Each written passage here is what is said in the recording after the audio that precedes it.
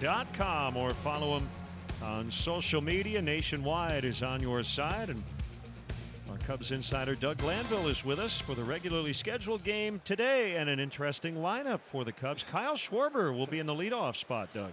Yes, he will. I mean, and the whole lineup is shuffled around, getting guys a lot of opportunities just to keep fresh. And you recognize in this stretch here in September coming up, you need all hands on deck, and you need everybody to have the confidence that they can play different positions, hit in different situations, different parts of the order. David Bodie, who's at shortstop, who could be a really fantastic utility guy if Chris Bryant can come back in the form that we hope. So these mixing and matching that Joe Madden and his lineup is representative of the possibilities moving forward of everybody being able to contribute in different ways. Yeah, and that esprit de corps, we talk about it with the bullpen, sometimes filling in for a closer like the Cubs are doing now, and I guess you could say that about the lineup today too. Well, you can, and you think about a Tommy LaSella, it's very important that he stays fresh. He can be such a critical part of the big pinch hit situations against righties, and it's important for that rhythm of all these players to get these reps, because the longer you just sit on the bench and you don't get opportunities, it gets difficult to keep that timing going. So, I like this ability to look at it through this lens, and clearly these guys are getting a chance to play today. You heard Ben Zobrist tell Kelly about trying to stay stretched out between games. It's an odd circumstance today, isn't it? Well, it is odd, because when you think about a suspended game, it could go, 1 inning, a half an inning, or it could go 9 innings. So you don't really know exactly how to pace it out, and you're trying to get loose and deal with the rain and the weather factor. And then, of course, game 2 comes around, and it's a fairly quick turnaround. So I think that, you want to avoid injury. You also have the weather, slippery conditions. So, you're factoring that in terms of all your personnel. All right, good stuff as always from Doug Glanville. We will hear from Doug during the game. Alec Mills for the Cubs, Jason Vargas for the Mets. We have Cubs baseball coming up on NBC Sports Chicago.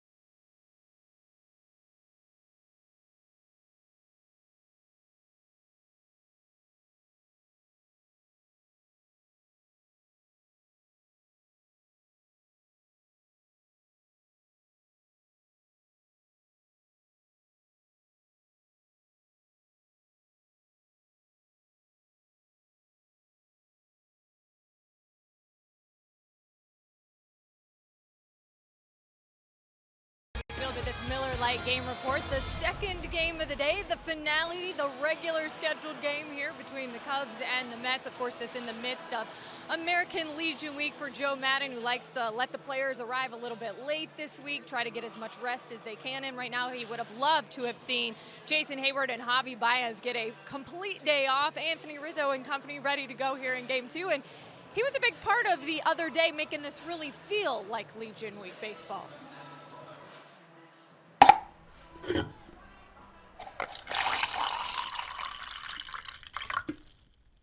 Like the other day, we had that really hot game. So in the middle of the game, Rizzo ran upstairs and got the cook or whomever to tray full of sliced oranges, and he reminded me that they were there.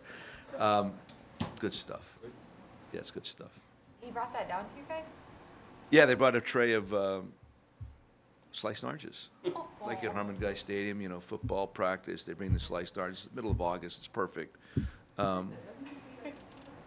Yeah, it's just good form. I mean, I really appreciated it.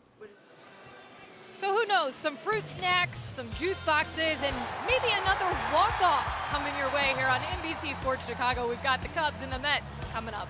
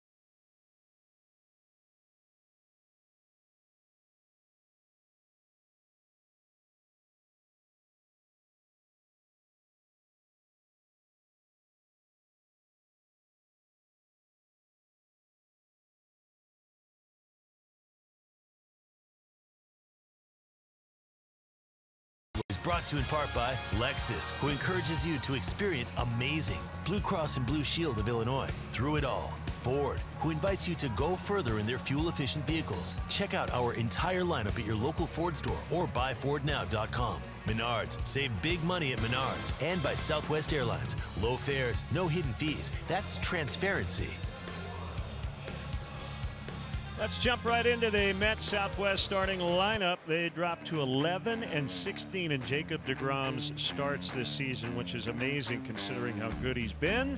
Rosario, McNeil, and Jackson at the top.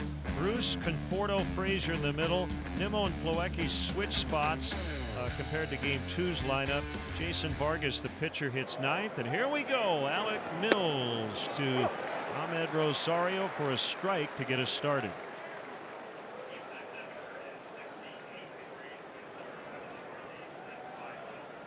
Quickly comes the right-hander. Ball one, 1-1. Mills making his second start, third appearance. So far, he's very good. Granted, very small sample. Down at AAA, 5-12 with a high ERA, 4.84. But the recent work has been better. It has cooled off. 68 degrees. Northeast wind at 5. Rosario With a leadoff hit in every game of this series. Really been swinging a hot bat, so they have to deal with Rosario, who's a speed guy. We'll take a look at the Cubs defensively. It's brought to you by BP. And you're going to see a little different look here this afternoon. Not so much in the outfield. Schwarber, Almora, Happ cover the pasture. But the dirt has a different look. Tommy La Stella at third base. David Bodie, first big league start at short. He made 14 starts at that position down at AAA this year. Zobrist and Rizzo on the right side of the infield. Wilson Contreras is behind the plate. Same umpiring crew. Stu Shearwater has home plate. And that ball is ball one to Jeff McNeil. We had the big leadoff triple in the 7th inning last night. If the Mets could not get him in, it would have been a huge insurance run. Cubs were able to tie the game in the bottom of the 7th and win it today in the 11th. Ground ball. Zobrist has it. Bodie will not make a relay throw.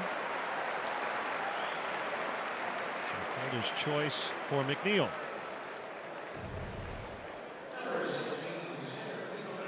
Well, Zoe told Kelly after game one there that felt a little rickety with the noon start, but nothing rickety about that play. Don't get two, but they get that lead man out of scoring position.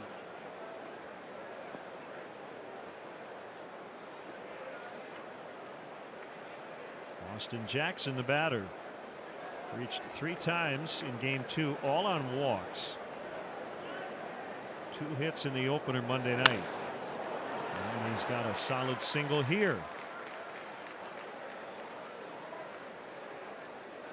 Well, Alec Mills, he's got a 4-pitch mix: fastball, slider, curve, and change. Fastball averages about 91 miles per hour. The 2 breaking balls, he uses the slider more than the curve, but they can both be effective weapons for him.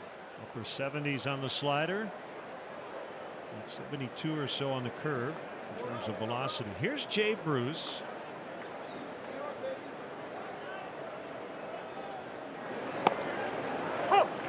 A little bit across his body, steps a little bit to the third base side, and I think that creates a little deception. It's also a way for a pitcher to get some movement on a 2-seam fastball.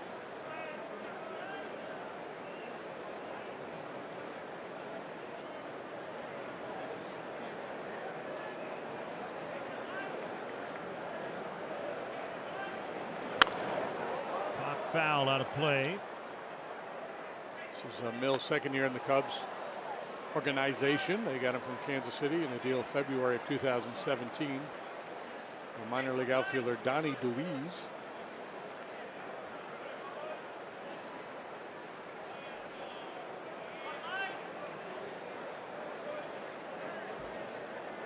Basically same lineup, just a few little switches in the batting order for the Mets from game 2. Conforto hit cleanup. So he and Bruce essentially swapping spots. Conforto 5th, Frazier 6th. Disappointing year for the veteran Jay Bruce. He's been hurt a good bit. He's underperformed, hitting just .216. 4 home runs, 227 at bats. Swing and the miss for strike 3. Good change of pace.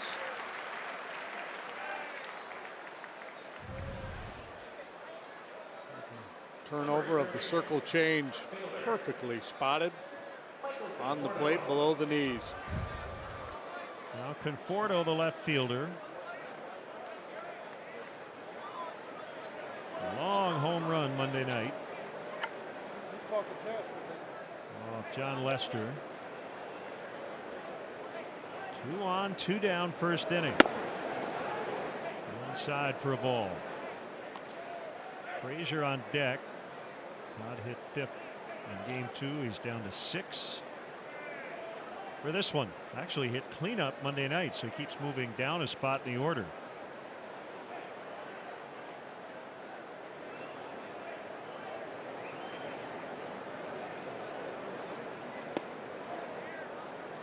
Well, 2 balls, no strikes. Overcast. We should be okay rain-wise. If anything, just some sprinkles. Lights are on.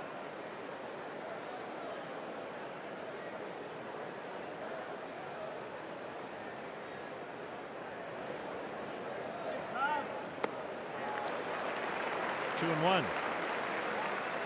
Previous pitch curveball looked like a pretty good pitch too. Didn't get the call. Came back with a real nice changeup. And if you don't bust it up there at 96 miles an hour, it's so important to be able to throw a pitch like that to a dangerous hitter in a fastball count or even count.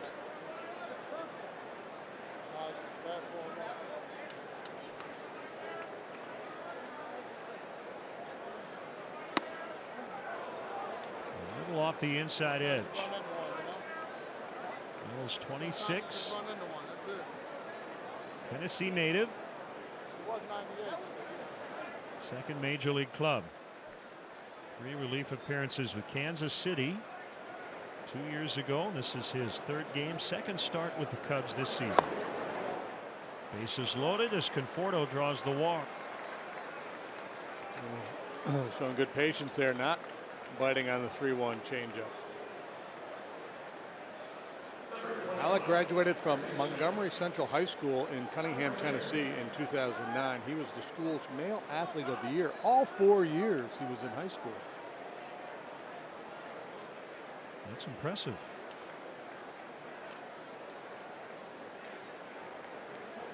He faces Todd Frazier with the bases full. He could throw that speed ball by you, make you look like a fool.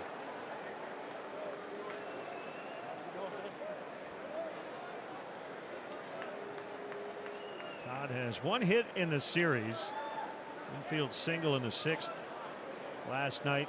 Later scored on the DeGrom hit. That was the only Met run in that game. Yeah, I like hard in there. A little action in on the hands. Don't let him get extended. He covers the outside part of the plate very well. Has good power to the big part of the yard. Mike Montgomery due to come off the DL and pitch in the makeup game in Atlanta tomorrow night. So the other starters in the rotation will all get an extra day of rest. And Frazier to deep left. That is a grand slam. Way back to the bleachers.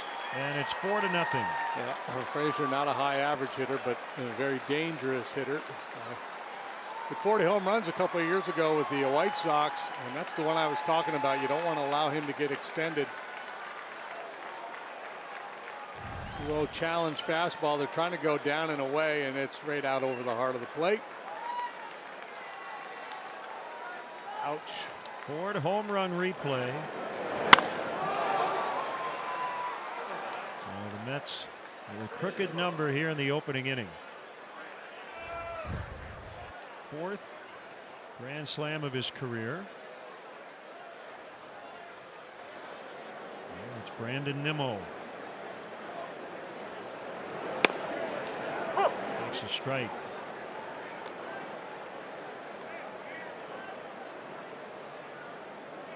Frazier's 4th home run on his last 8 games.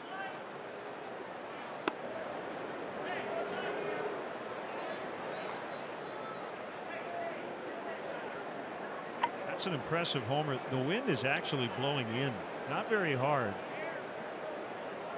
It's not a typical August afternoon here at Wrigley. Yeah, he's capable of going very large. Except Jeff Samardzija a few years back in Cincinnati, hit him way up center field.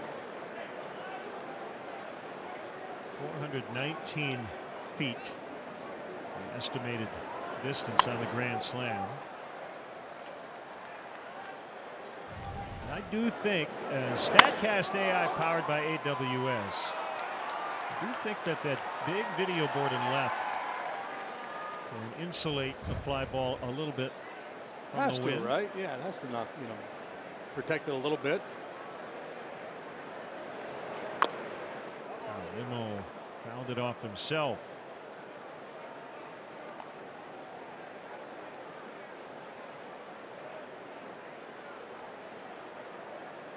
You know what that ball was doing? It was finding Nimmo.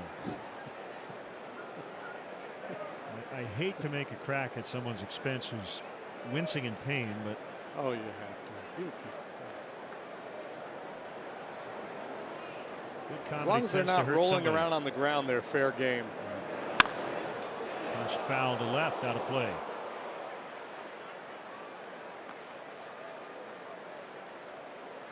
National League pitchers have found Nimmo hard to put away this year. He's a tough at bat. He's got a quick bat.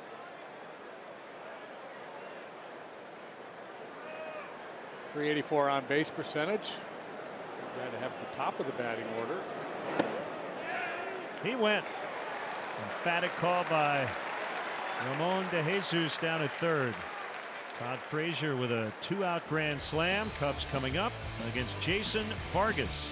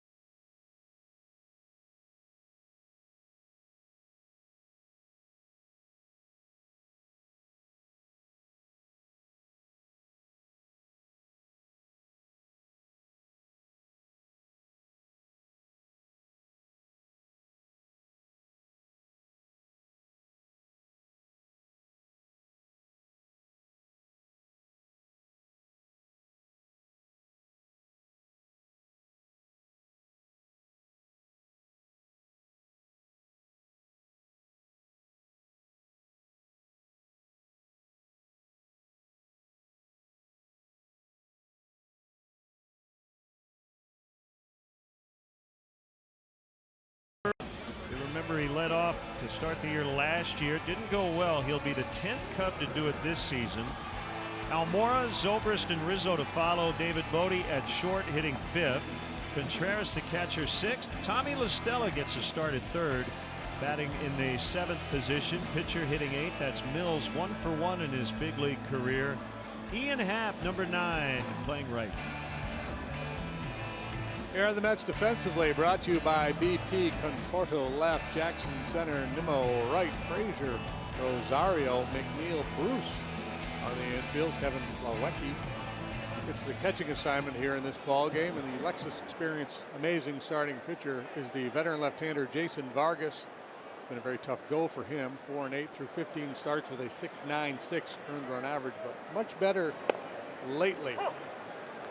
Not a hard thrower. 86, 87, 88 with the heater. Good changeup. So mix in a curveball. 2 DL stints this year. Fractured non-throwing hand and a strained calf. And inside to Schwarber. The leadoff man is presented by Binny's Beverage Depot. If Kyle gets a hit, Binny's will donate $100 to the Greater Chicago Food Depository. Ball hit hard but pulled foul. Kick save. Ish.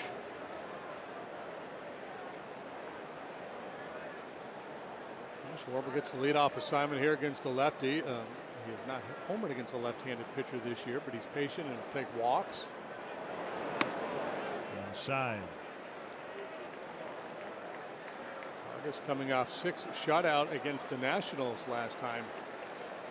He took the hill. He allowed just 3 hits. Didn't walk a man. Struck out 8 in that ball game. Got a 2.08 over his last 3. Kyle was the Cubs leadoff man basically on an everyday basis for a month and a half to start last season. He struggled. He was hitting under 200. And Joe took him out of the leadoff spot. I don't think his struggles really had anything to do with where he hit in the order. Eventually went back to the minors for a bit and takes a called third here.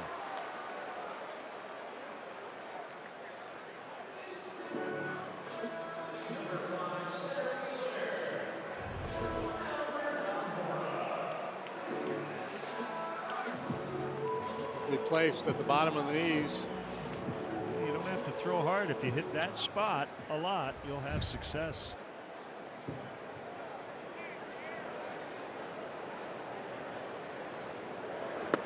Morris swings and misses on a changeup. Yeah, the right-handed hitters in particular are going to have to be wary of that changeup. Make sure you stay back, be willing to hit the ball the other way. Another one. Because if not, you're going to do a whole lot of that. And you have to feel like you're quick enough to get to his inside fastball if he decides to try to challenge you in there, because he doesn't throw very hard. Vargas, a very good hitter. A two-way threat in college. Pitcher and a DH at Long Beach State. He was their #2 starter behind Jared Weaver in college. Dave Island, the pitching coach, looks on. 1-2. Hit in the air to right for Nimmo. And we'll bring up the suspended game offensive hero, Ben Zobrist. Number 18, second baseman, Ben Zobrist.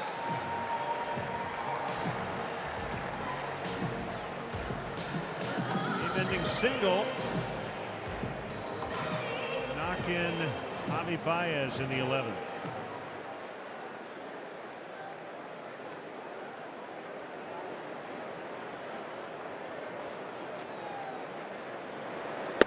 Cubs are 6-0 against the Mets this season. Here's your high-speed action powered by Xfinity, batting right-handed against the lefty Zamora. I don't know if Zamora had a play on that ball or not. Doesn't matter in the end.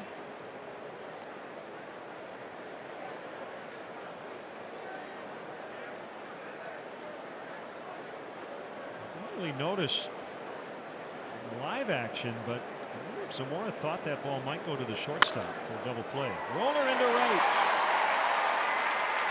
2-out single for Zobrist.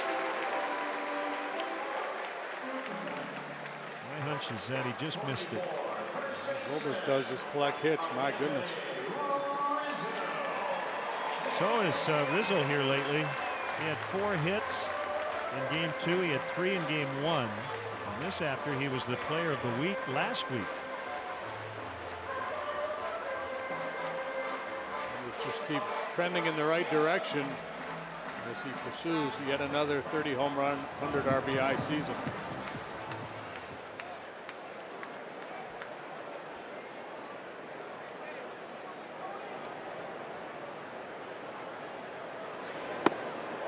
Inside. Time now for Thrive Inside the Numbers this month for Anthony Rizzo.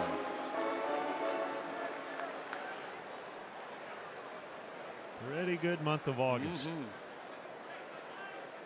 Definitely will get plenty of consideration for Player of the Month.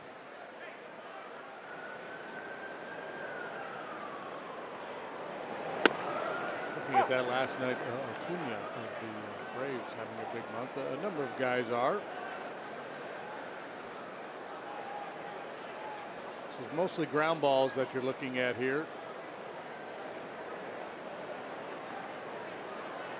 Vargas tied for the major league lead last year with 18 wins as a Kansas City Royal, first time All-Star. Second time he's been with the Mets. 2 starts for the Mets back in 07. Started his big league career with the then Florida Marlins in 2005. 18 and 11 last year with a 4.16 earned run average.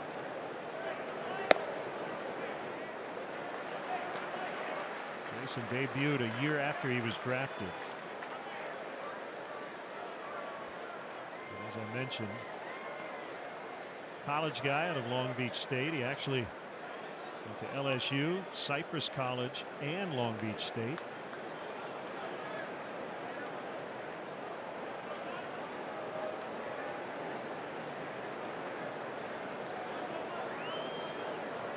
Coming home on a 3-1, and Rizzo fouls it off. Yeah, a guy gets to the big leagues that quickly after being drafted. It's one of two ways. You got a really big arm, and you usually end up in the bullpen initially, or you really know how to pitch. As the case with Vargas.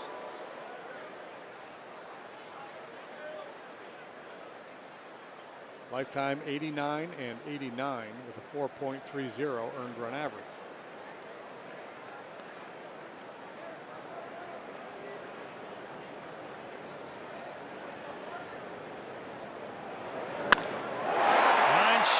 And it'll get down. Good block by Nimmo. Zobrist will make third. Back-to-back 2-out hits. Rizzo has 8 in the series. Anthony is treating big league pitchers like they're batting practice pitchers these days. Tap and then go. Real short movement with the lower body. And look at the head position right on it. Arrow comes flying through the zone.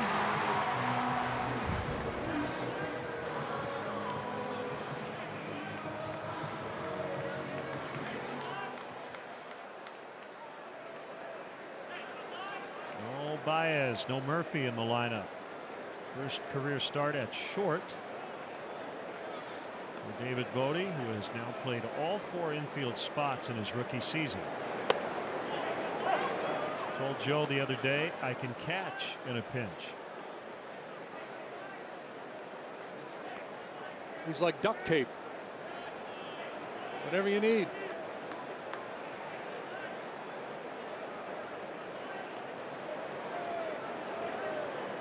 Swiss Army knife. Like a spork. That's the greatest invention of all time.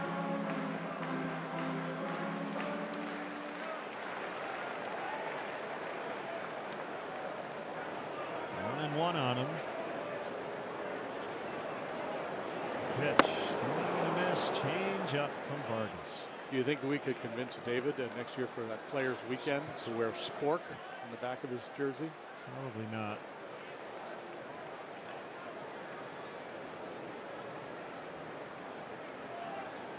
Oh, I don't know. I think there's a chance.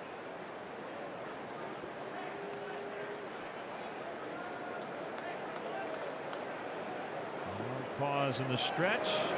1-2, strike 3 on a fastball. The changeup set up that pitch. It's 4-0 Mets after an inning.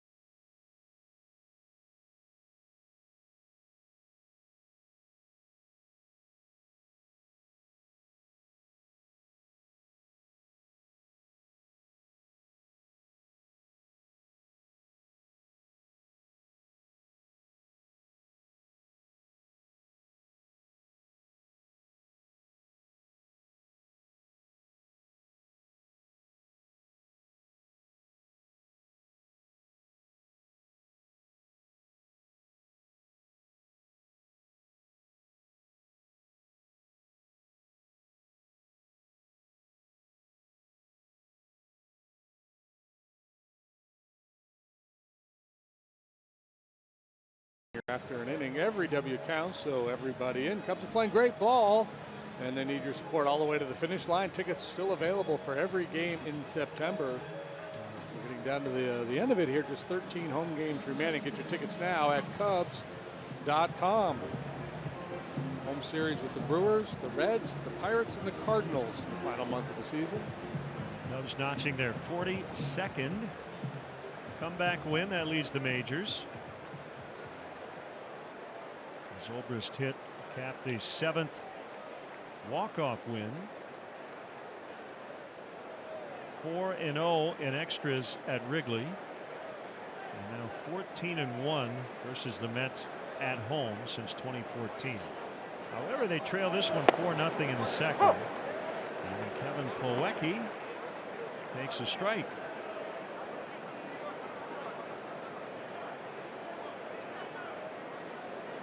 Plawecki born by Hinsdale, Illinois. Grew up in Indiana.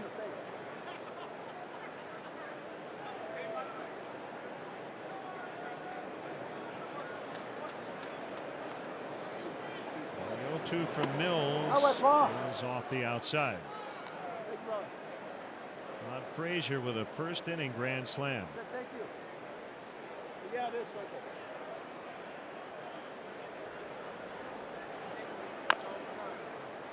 He'll go foul to third. Plawecki was the first rounder out of Purdue, 2012.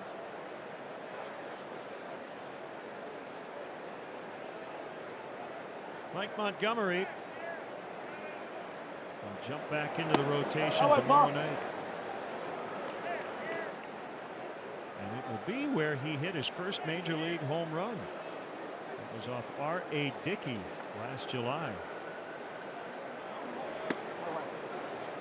He's going to have to turn around some velocity, however, tomorrow night. Mike Foltynewicz will pitch for the Braves. It's Monty versus Folty.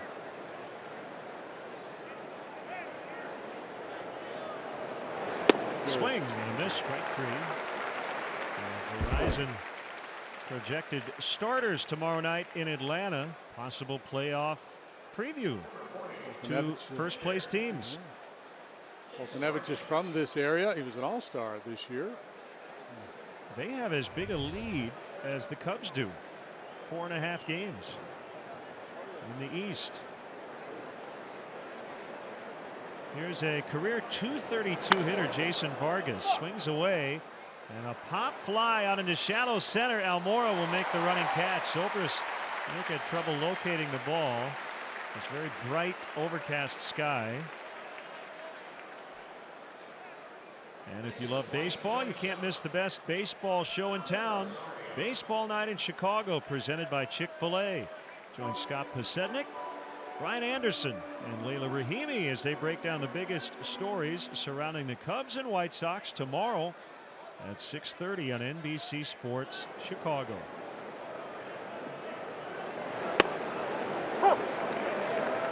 Slider strike to Rosario.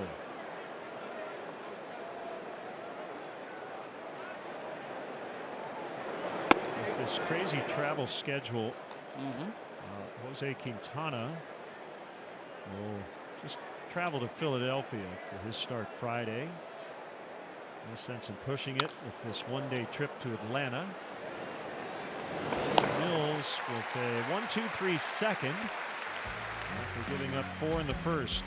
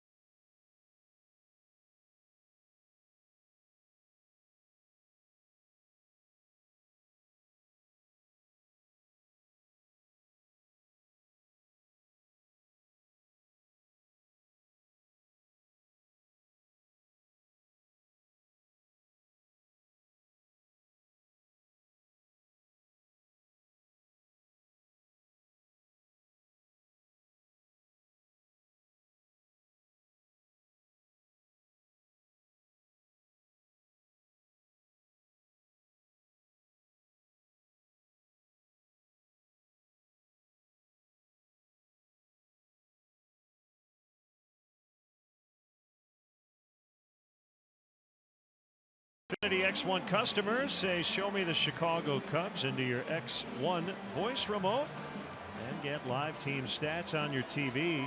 Change the way you experience TV with Xfinity X1. Hey, hello and welcome to our viewers watching on Lisco in beautiful Fairfield, Iowa.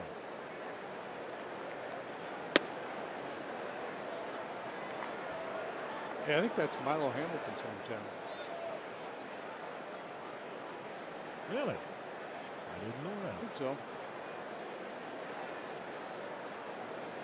I'm going to look it up. Contreras swings and misses. Boy, he's gotten some whiffs on the change here early. Jason Vargas. Yep, that's what I'm talking about. You know, because he's not a real hard thrower. You go up there feeling pretty good about your chances that you're going to get something to hammer here. And he takes advantage of your greediness with that changeup. You saw what he did with Bodie after fooling him with the changeup, lock him up with the heater. Maybe not so much east and west, but front foot, back foot from Vargas. Milo Hamilton indeed was born in Fairfield, Iowa. Good call. As was Buddy Biancalana. And several other people, I'm sure. Swing and a miss. Change again, 1-2. Mentioned a playoff picture earlier. The Cubs have the best record in the National League. If the season ended today, the wild card matchup would actually be Milwaukee at St. Louis. The Cubs would play the winner of that game. The Braves would host the West winner. Right now it's a tie, Arizona and the Rockies.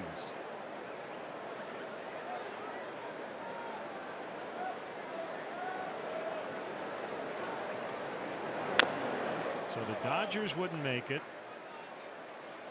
The Phillies wouldn't make it. The Nationals wouldn't make it. The Corona updated NL wild card standings. The statistical analysis I saw most recently still had the Dodgers as pretty strong favorites to end up going to the postseason. 70% better than the Rockies and the Diamondbacks. Dodgers playing pretty good ball now. Strong together a few wins. That'll get out into left center, and it's going to roll to the wall. And Contreras has a leadoff double.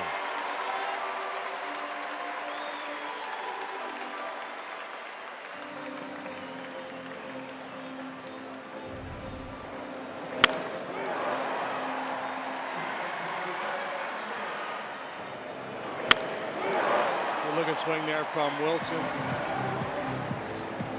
Been catching a lot. It's been really hot. Got to take a little something out of you, out of the legs. So valuable behind the plate. Joe hates to give him days off. Realizes he needs to.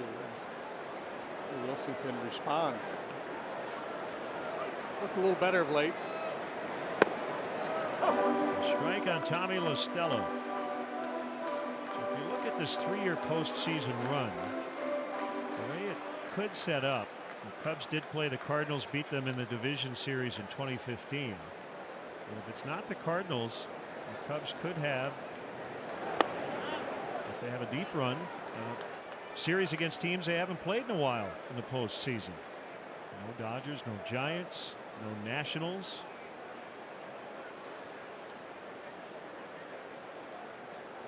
Still a long way to go before we get to that point.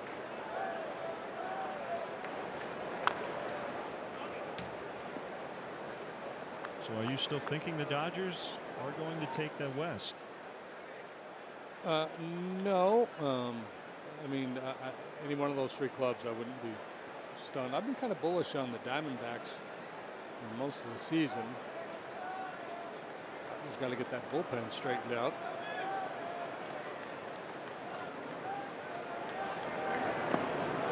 Stella, a rare chase at a bad one. Third strikeout early for Vargas. Yeah, you know he relishes these opportunities to start where he can get more than one plate appearance. Needs to give one away, but the veteran Vargas fooled him with the off-speed pitch. I think there's so many teams in play in the National League. I think a lot of it's going to come down to the final weekend of the season. It's going to be a lot of fun to watch. And that includes the Cardinals and the Cubs here at Wrigley. One of those deals where you hope the Cubs will clinch and clinch early, but they could be possibly standing in the way of the Cardinals to make the playoffs as a wild card. A lot of interesting scenarios. 0-2 on Mills. First plate appearance in the big leagues came against Matt Harvey, and he singled.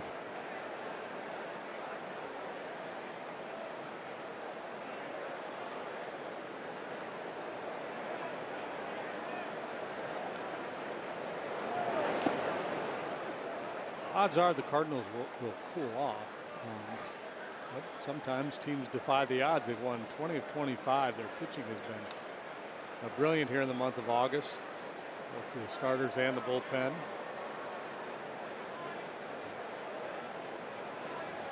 Still haven't figured out the Brewers.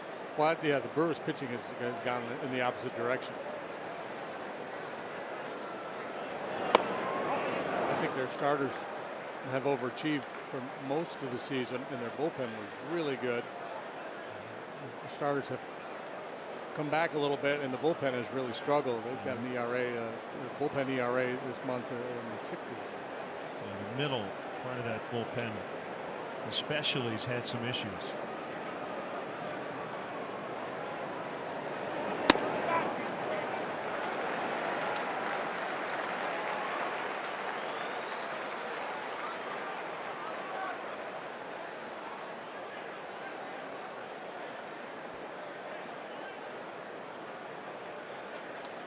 Full count on the pitcher. Ian Happ on deck. Ground ball to second. Neal moving to his right.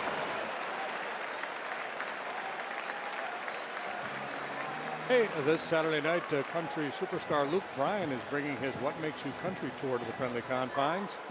Opening acts include Sam Hunt, John Party, and Carly Pierce. Tickets on sale now at Cubs.com/concerts is where you can find them.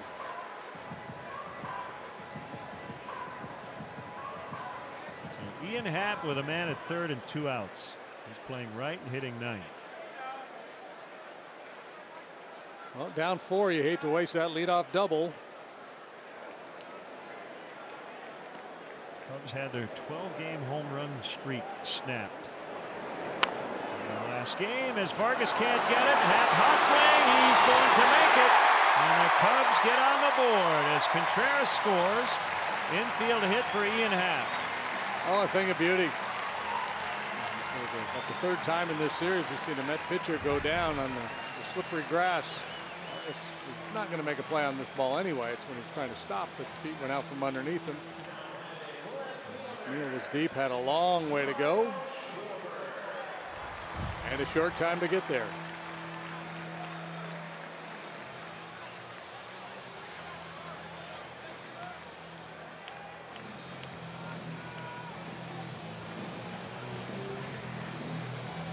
Well, Happ was literally eastbound. I guess down the line.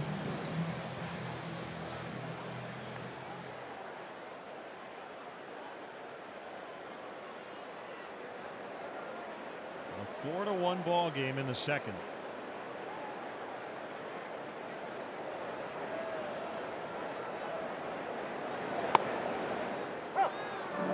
Fastball strike to Schwarber.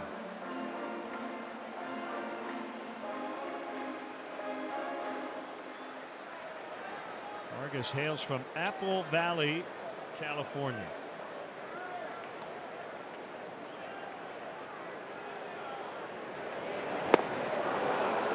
A lot of injuries, 10 career DL stints, 2 this season. Tommy John surgery in 2015.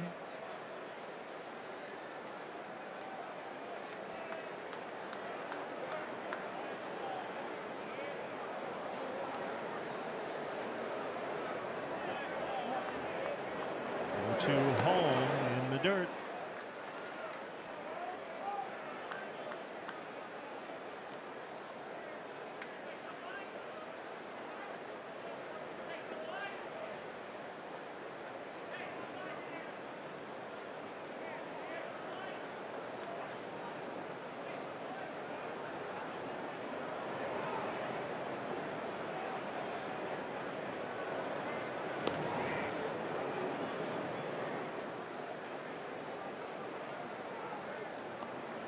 Cubs have won 2 games this week against Noah Syndergaard and Jacob deGrom. Both guys got no decisions. The Cubs won both games.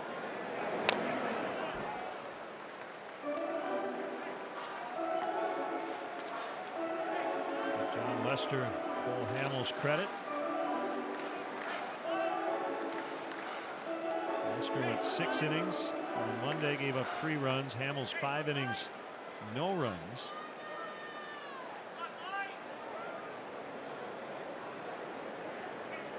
Resourceful Cubs offense. 7-4 Monday, 2-1 Tuesday/Wednesday in 11. Syndergaard, by the way, celebrating his 26th birthday today.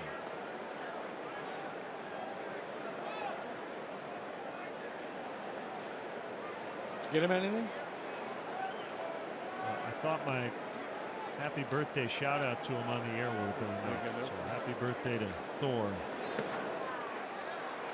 3-2 to Schwarber. They got Thor. They used to have the Black Knight. Anything else? Vargas's nickname is Vargy. Outside the box on that one. Dark Knight. Dark Knight. What did I say? He said Black Knight. Oh. That's Gary Player.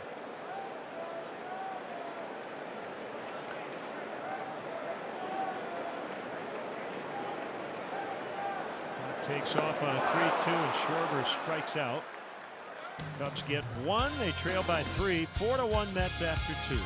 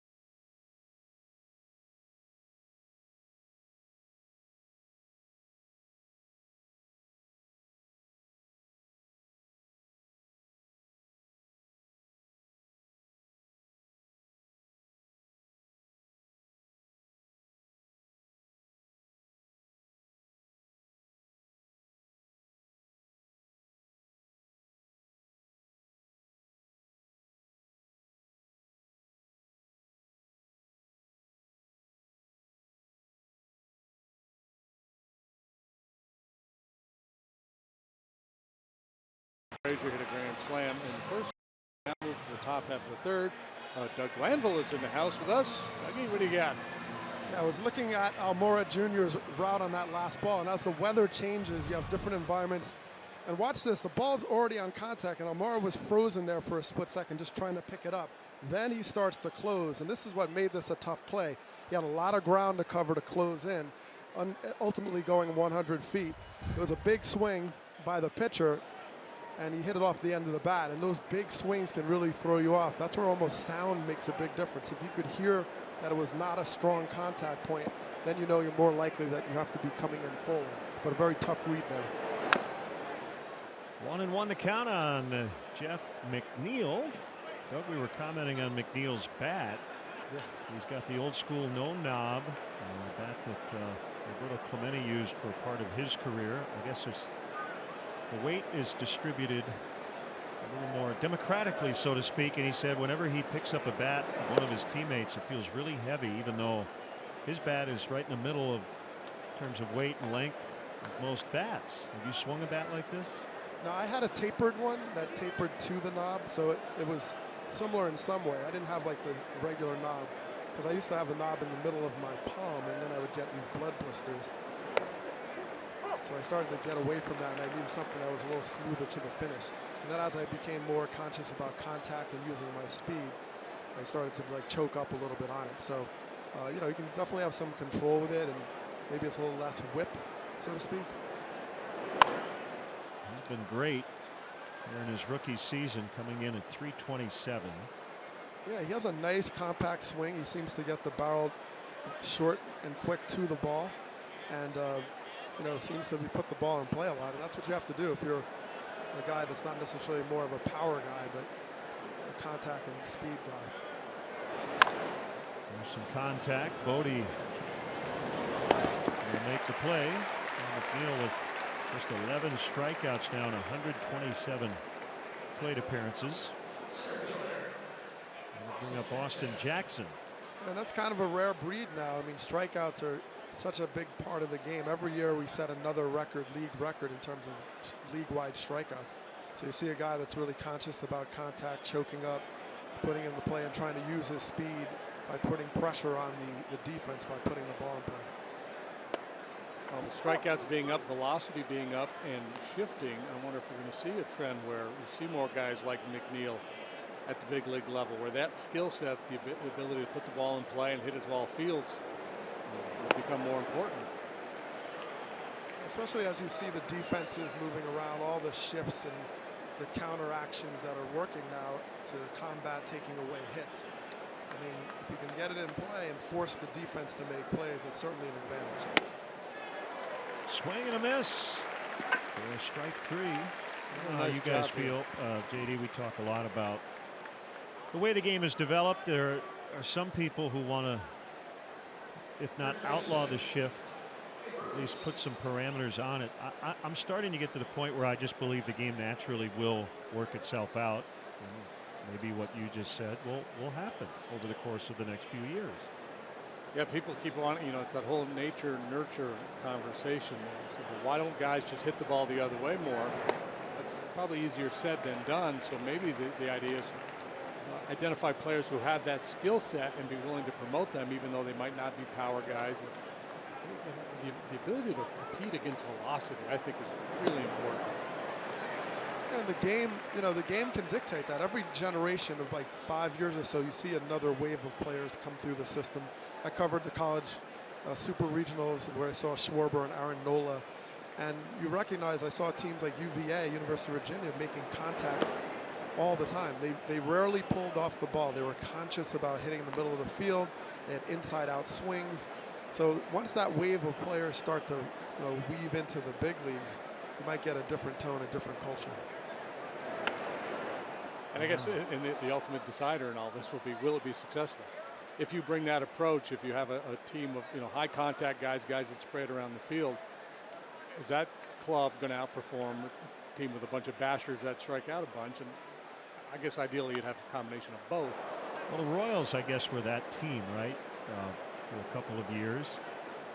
They didn't strike out a lot, put the ball in play. Yeah, great base runners. And well, the Braves are that story. They struck out a ton, made the postseason, and then they didn't strike out, and they were terrible. So, you know, it does depend, and certainly the analytics will constantly be evaluating these advantages. And, you know, because if you're putting it in play with no strength behind it, it's not a hard hit ball. Is that better than swinging for the fences and possibly hitting one hard, you know, 1 out of every 3 and getting an extra base hit out of it?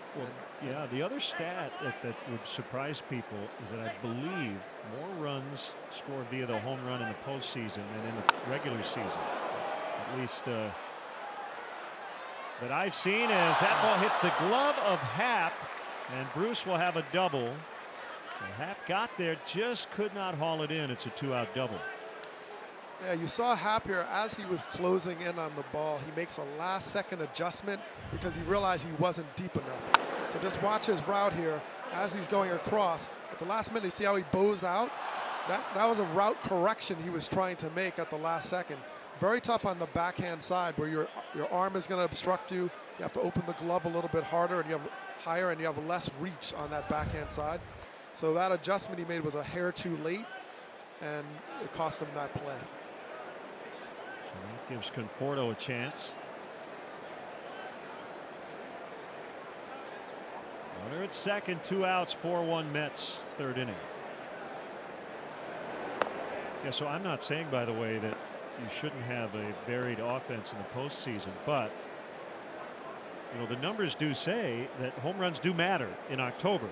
You know, the White Sox, everyone talked about their small ball. They hit a lot of huge home runs in the 2005 postseason. Right? Yeah, and that's the thing. We talk about pace of play and balls in play and wanting to see more action. It's a more attractive game that way. But so to your point, you know, if you're putting a club together, you're not worried so much about what it looks like. You're worried about how many games you win or lose. Yes.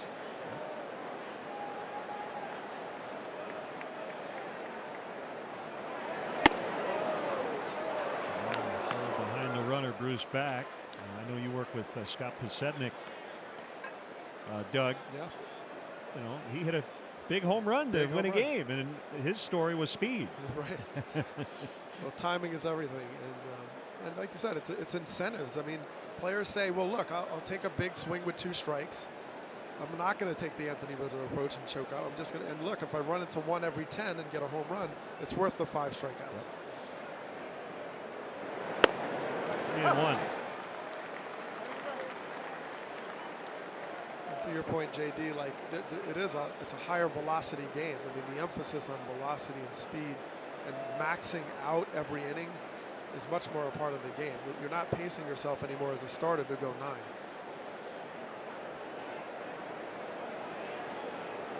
The kick and the 3-1 misses, and Conforto walks for the second time.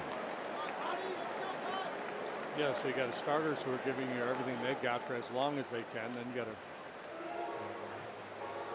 string of relievers coming out of the bullpen. Many of them are throwing 98 to 100 miles per hour. So one way to combat that is to wear a taco hat at the ballpark, or whatever that was. Oh, what's going on there? It's a hot dog and a couple of tacos.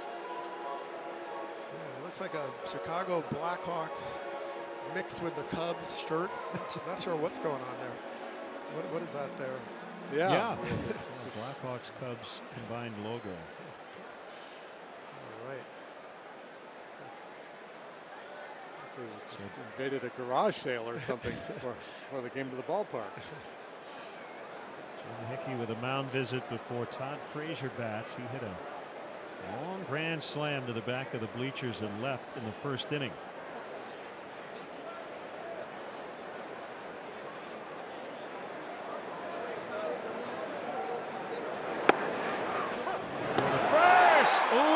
Close. Rizzo tagged Conforto, but I guess a little late. Call made by Gary Cederstrom. Nobody picks off more, nobody tries more than Contreras, and Rizzo sprinting over. Oh, I think he got him. Might be worth a look, huh?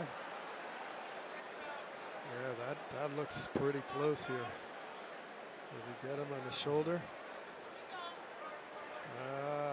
Wow. Still waiting to see if the Cubs will challenge. Well, both looks we've had at it, I come down on the side of out. I can't say did he tag strong conviction that he did. Where's the contact? Is that it there? Right, that's the thing. It's hard to tell exactly when the contact is made, but it appears. And look at the dirt pushed into the bag. So is he on the bag? They're going to challenge it. I'm going to call him out. Yep. That's where you're, as a runner, you're Conforto. And Ruben Amaro Jr., by the way, was my teammate in Philly. It's like, what are you doing, man? You got to let me know. Yeah, and it's interesting. I mean, everybody in the league knows how much Contreras likes to throw, and this pickoff at first base is something that he and Rizzo have perfected. I would assume, the teams outside of the division that don't see the Cubs as often are more vulnerable to that play, but still, that's one I'm sure the Mets have talked about coming into this series. And I imagine Ruben has reminded his base runners, hey, be careful down here.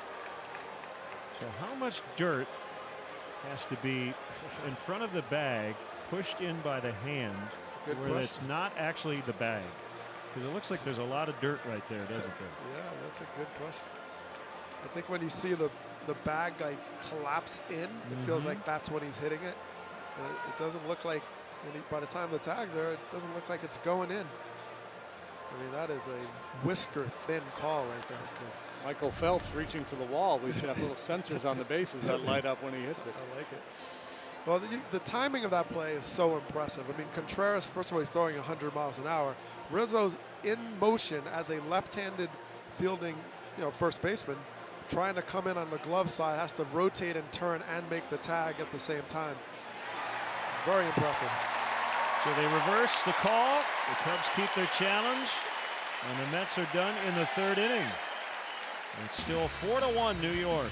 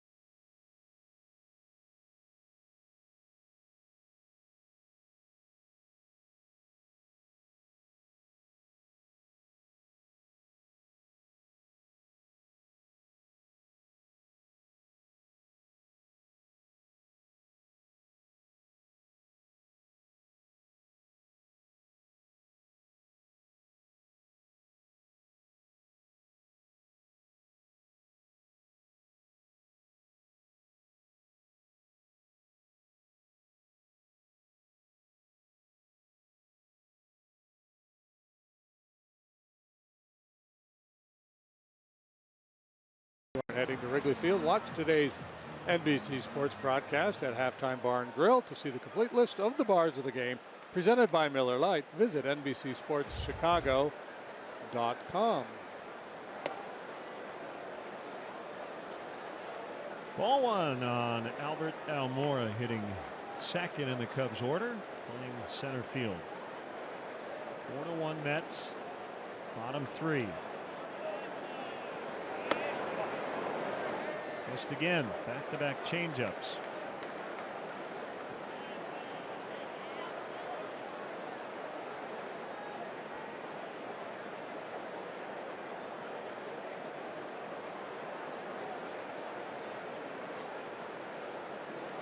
The 35-year-old southpaw. And a strike and a curve. It's like Vargas when they're good, they're crafty. When they're bad, they're junk ballers who couldn't break a pane of glass. Average fastball about 87 miles an hour. 3-1.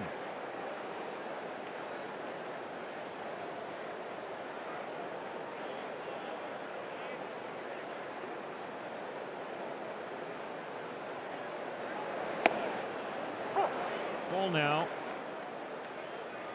That was his heater at 85 on a two-seamer. Changeup will make that fastball play a little better. Over the breaking ball, and he gets Almora to ground to Rosario.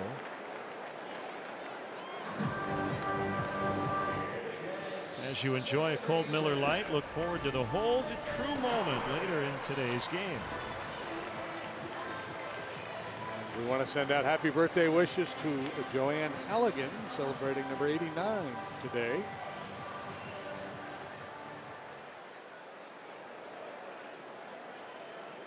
So Greg is here at the ballpark to pass along those wishes.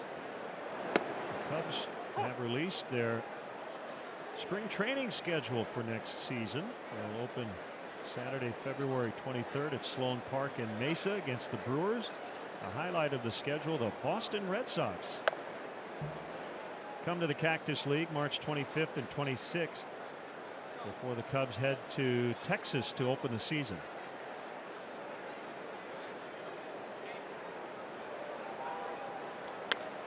Zobrist to left. Conforto will get there.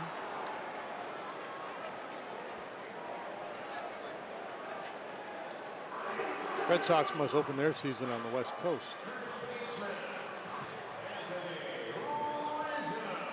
I can look it up.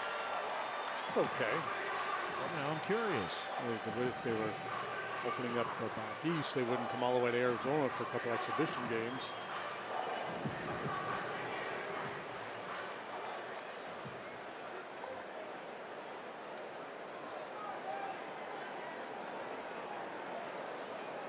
They are in Seattle. Yep. To open up the regular season.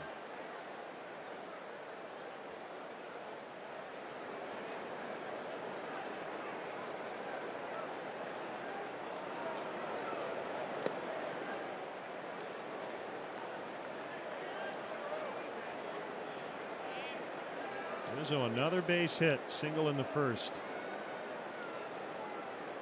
Monday night, 2 doubles and a home run. Game 2, he went 4 for 5.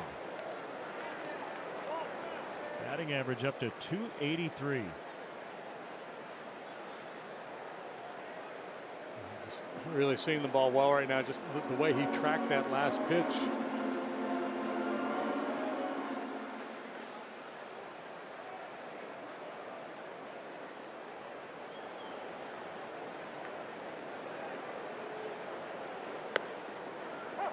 Not going to give in. 2-0, throws the curveball even with the 3-run lead. Confidence in his breaking pitch.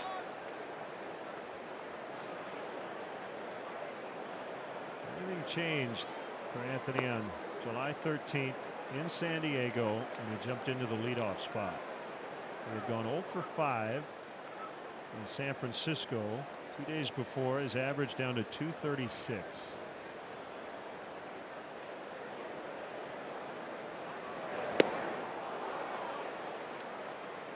3-2.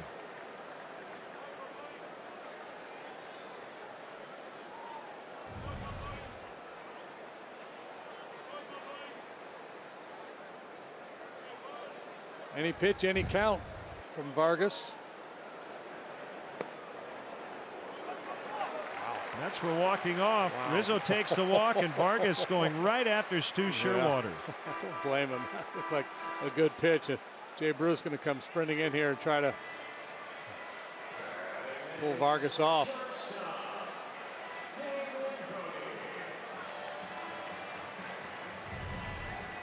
Ricky Callaway came about 5 steps out of the dugout. It's a quality pitch. And we've seen him do this a lot today, where he's soft, and he sneaks the fastball by.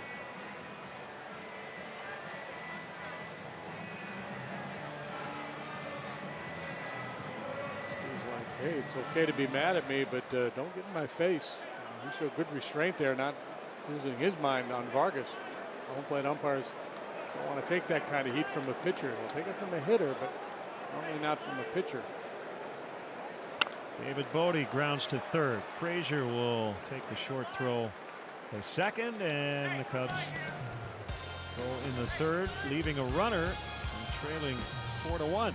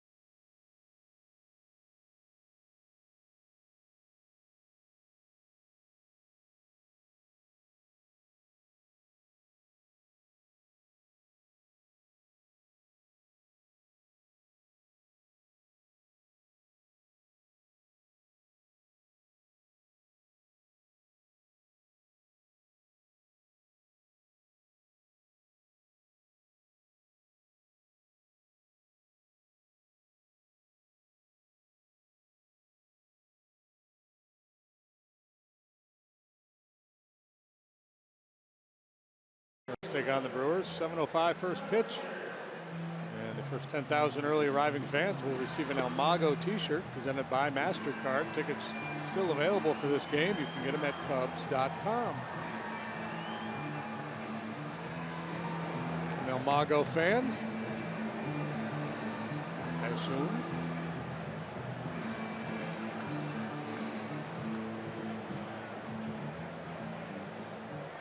Frazier with the big blow in this game, a first inning grand slam. He was at the plate when Conforto was picked off at first to end the third. And takes a curve for a strike. Here's the home run. Yeah, 2-0 fastball. They were trying to go out of way. You can see by the reaction of Wilson Contreras, you knew that one was going to end up in a bad spot. He's done a nice job since, though. He's responded nicely, hung in there.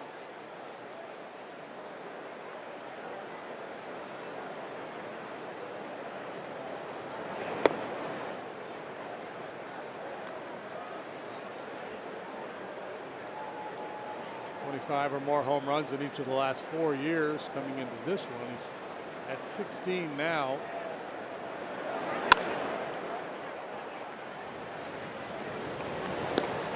Out.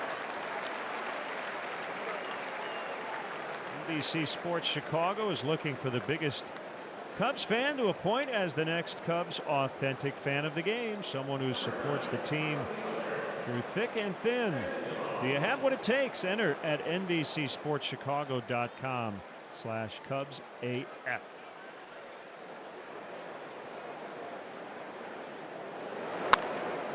Yank foul by Nimmo to the net above the first base dugout.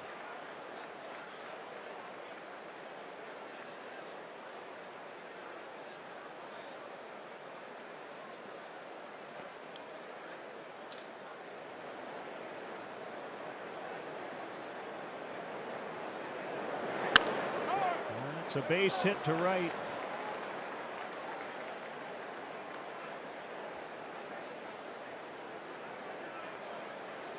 Stayed back on the changeup. It's been a good weapon for Mills against the left-handed hitters. He's shown a couple good ones to the righties as well.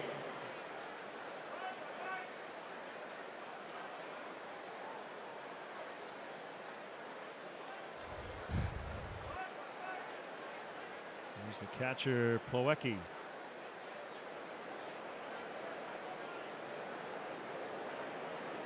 Mentioned he is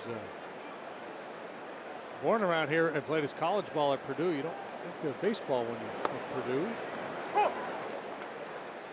Most would say basketball. Some would say chicken. And perhaps the most accomplished Purdue alum in the baseball world, Moose Skowron, a Chicago guy, played at Purdue. A very good career. The Yankees in the 50s and 60s. Made a handful of all-star teams.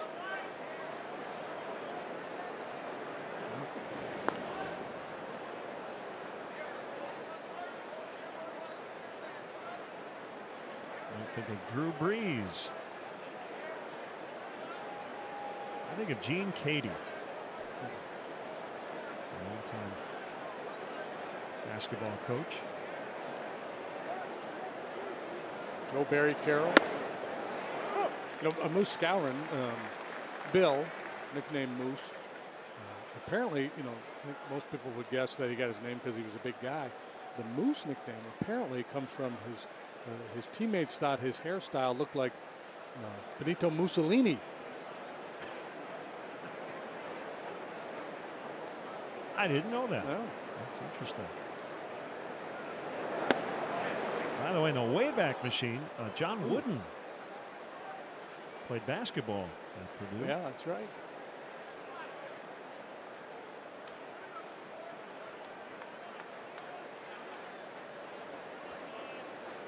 Well, by the end Could of the be day, 0-3 here. we will have named every graduate alum of Purdue University. So stay with us.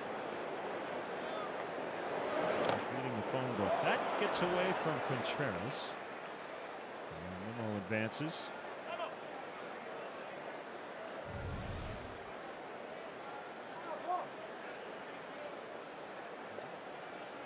Couldn't pick it, then off the shin guard, and it kicked far away. Wasn't easy for Nimmo to advance. That was a wild pitch.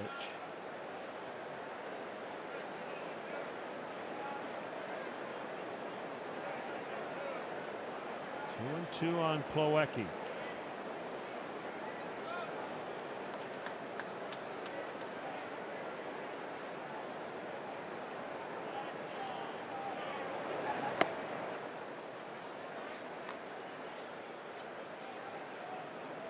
The best note in terms of this conversation that I can give you is that Will Perdue attended Vanderbilt.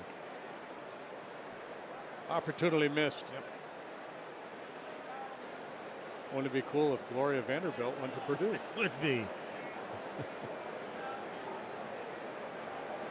Life isn't perfect.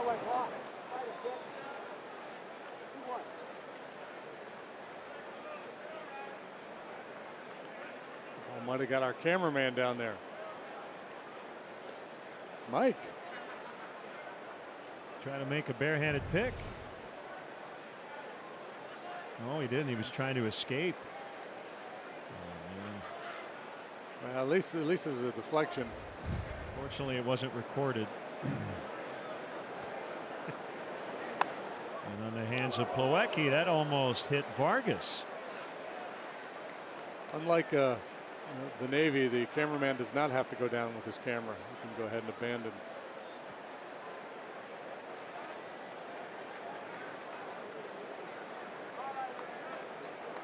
Mickey Callaway in his first year as the Mets manager. First year really managing anywhere. Former pitching coach, was a minor league pitching coordinator. Was the head coach at Texas A&M International. Called strike 3. Well, Plawecki's hot about that. Appeared to be a good pitch. He might be upset that Vargas didn't get that call earlier. Might be more about that.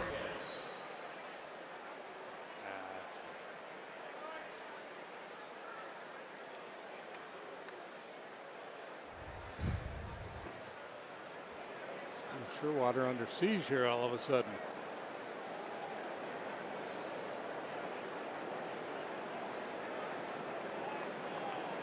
And don't get lazy here. Vargas can swing it a little bit and then start him with a changeup.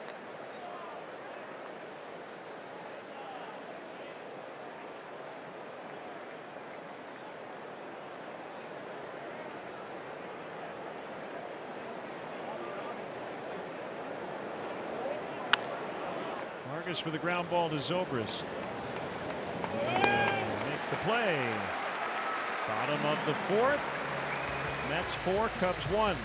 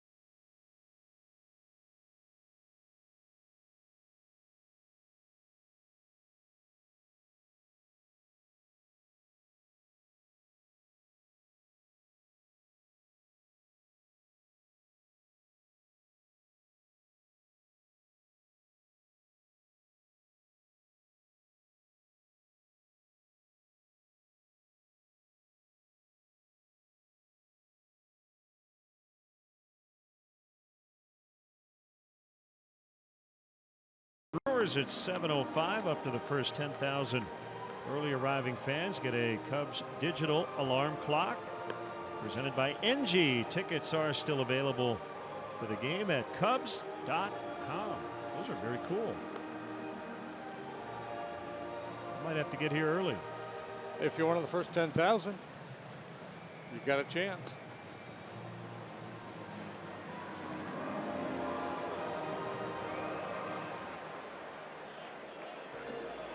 Cubs won 2-1 earlier to complete the suspended game. In 11 innings, Ben Zobrist, game-ending RBI single. Cubs have won 7 in a row. Trying to complete a 7-0 homestand, but they trail 4-1.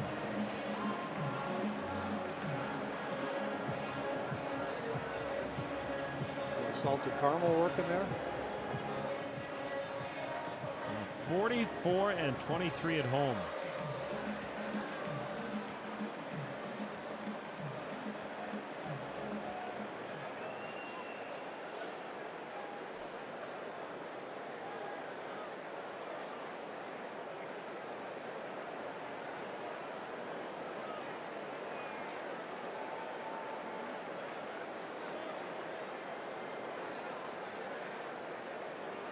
Contreras with a leadoff double and a run in the second.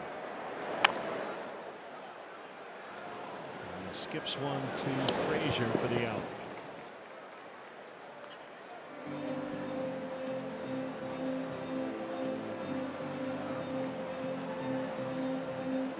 Here comes La Stella for his second chance.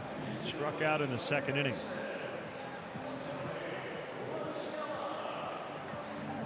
Other action going on around the major leagues this afternoon. Astros lead the A's 4-3, bottom of the fourth. Royals 7, Tigers 1, bottom of the fifth.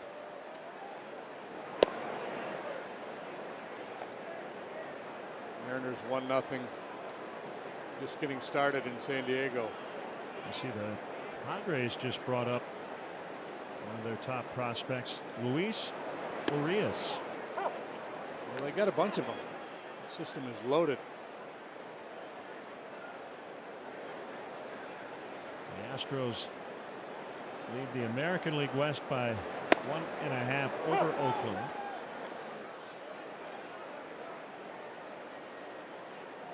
Astros announced today they put Charlie Morton on the disabled list.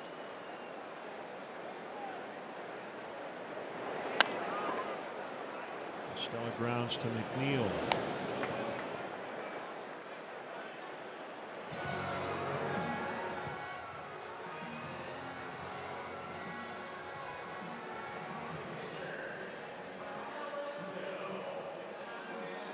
Big part of the Oakland story has been the mileage they've been getting from their rotation. Jackson, Cahill. Cahill pitching today. Yeah, not going well for Trevor today. He went 3 1/3. Mariners have the longest playoff drought, and they're 5.5 out of a wild card spot.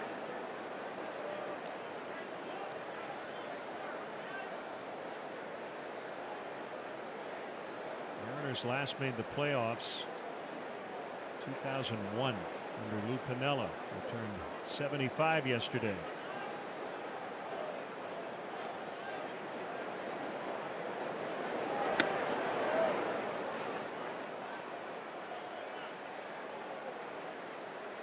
Three 3-0 on the pitcher, Mills.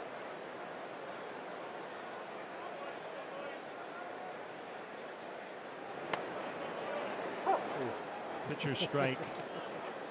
3-0 Leo right there.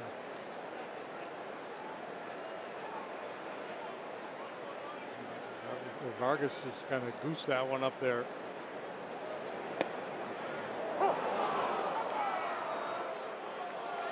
Believe me, he's not trying to hit the edges with those last two. He's trying to throw it over the heart of the plate.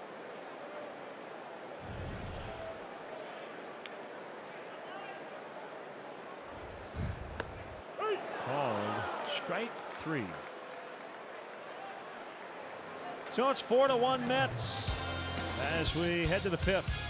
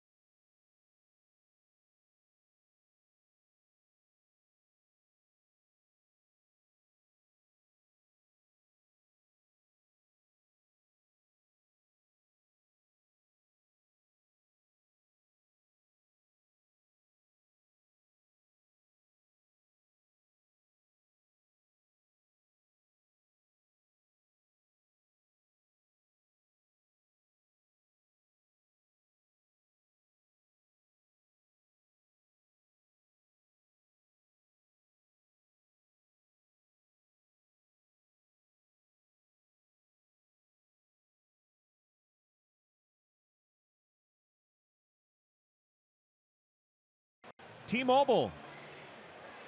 Wilson Contreras with another pickoff of a runner at first base.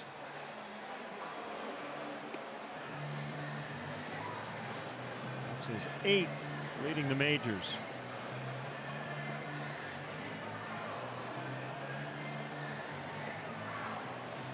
Mets will have the top of their order here in the 5th inning against Alec Mills.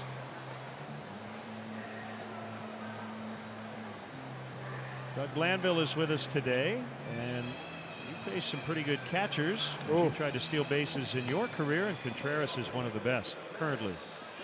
Yeah, well, definitely, you know, I was aggressive from the standpoint of picking my spots, and you always worry about those backdoor plays. You know, you're taking a lead, and you come off with an aggressive secondary, and then all of a sudden the guy comes behind you. So what that does is it cuts into your ability to advance on a base hit. You're on first base, you take a more conservative secondary because of who's behind the plate.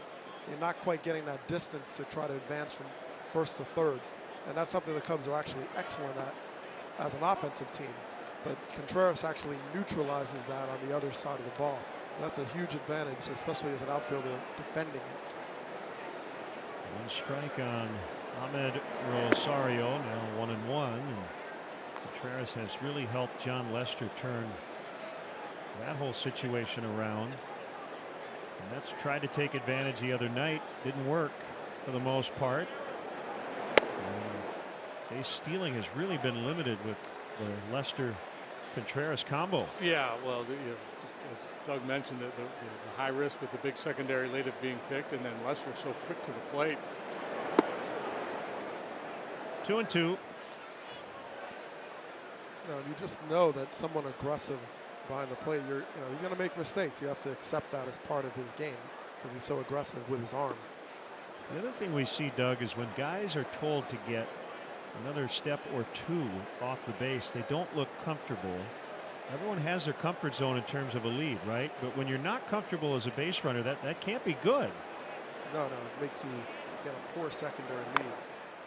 I mean, the way to think about it is if you have a short lead and you're not worried about getting picked off, you might take more aggressive secondary out depending on the catcher. You can go, okay, fine, I'll be shorter, but I'll make up the ground in my secondary lead. But if you get too big, you end up more conservative. Line drive, Almora coming on, and he's got it. Beautiful. Great play by Almora to take a hit away from Rosario. Yeah, this is a great jump. A lot of these plays come, look at him right off the bat. He comes in, but he closes ground in a very direct line. And then the tough part is making sure that glove is between the ball and the grass without rolling on your wrist and preserving it so it doesn't you don't knock the ball out of your own glove. So he was able to get it up, and then you have to pick that glove up real quickly so that you don't create something where you knock it out or the contact with the ground makes it come loose. That was textbook. Yeah, beautiful. Great description, too. McNeil takes ball 1. Nice job by Alec Mills to settle in after the grand slam allowed in the first. He hasn't allowed a run since. This is deep, but it looks to be playable for Almora on the warning track. And maybe the other night that ball flies out of here, but not today. Watch the angle here coming through. I mean, you see that as a right-handed hitter, that ball is slicing away from you. So as you're running, it's continually gaining distance towards right field. So that makes you have to really run through the ball. If you start to pull up, that's when you start creating a situation where that ball's in the gap. Curve strike to Jackson.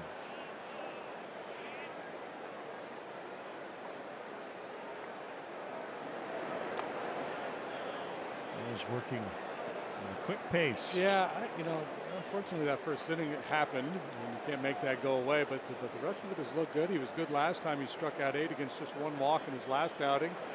5 punch outs here today. He's got a nice mix of pitches. And I think there's a little deception with that delivery. Kind of works underneath the ball and can elevate.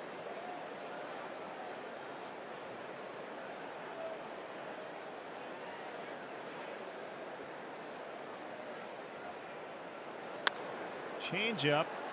And Jackson off the end of the bat flies to Almora. So Albert records all 3 outs. One was a spectacular play. 4-1 Mets, middle of the 5th.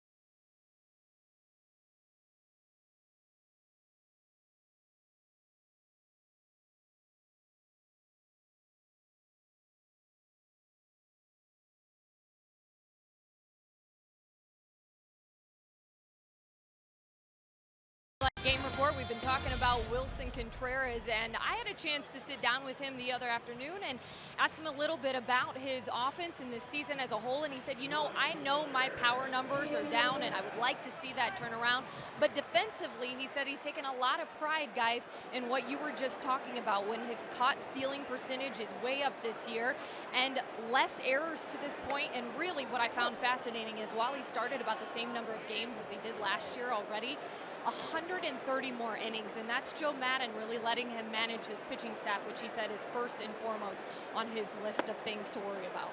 Yeah, he's by far the leader in innings caught this year, Kelly. And I know you got a chance to do the pregame meal Wilson has before games. I did, Curious yes. to hear about that. 0-2 to Happ is outside. Can you give away any hints? I sure can. It's going to be a really awesome feature. I sat down with him at Bien Me Sabe, a Venezuelan restaurant just up the road here from Wrigley Field, and arapas. That's what I had, and it's really good. And I can understand why he's got all the energy he does now. Very cool. 2-2 the count.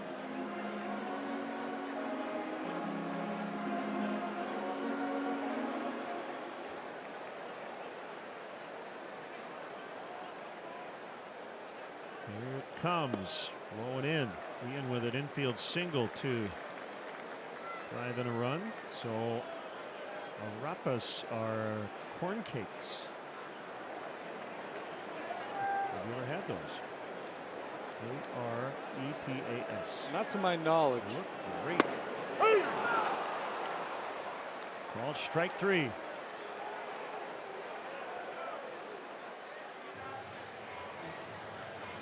Griddle fried corn cakes.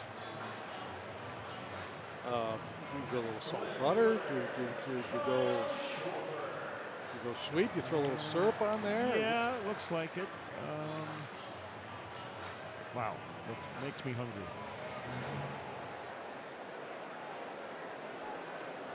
I shouldn't have asked. First pitch strike Maybe we to can get some Schwarber. delivered to the booth here. Yeah, we're not afraid to beg. And too proud. Schwarber has struck out twice. Well, we're getting good Vargas here today. You know, we mentioned at the outset an ERA for the season approaching 7, but over his last 3, much better. And 6 shutout the last time he pitched.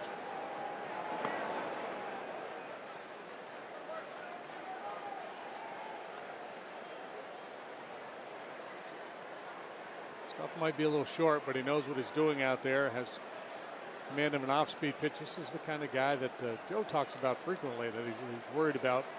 Good changeup guys present problems to his lineup.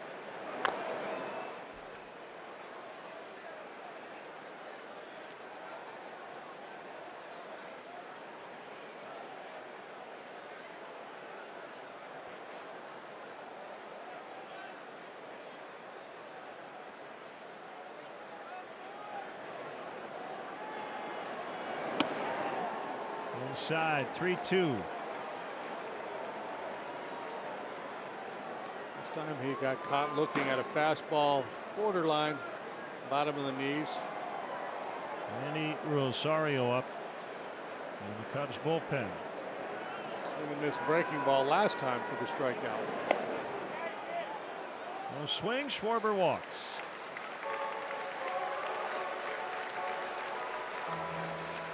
That's why Kyle is an intriguing leadoff man.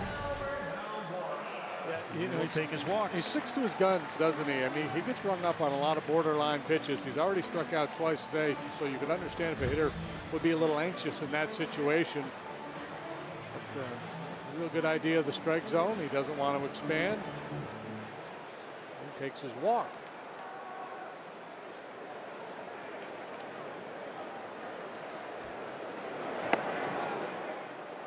More waves at a strike.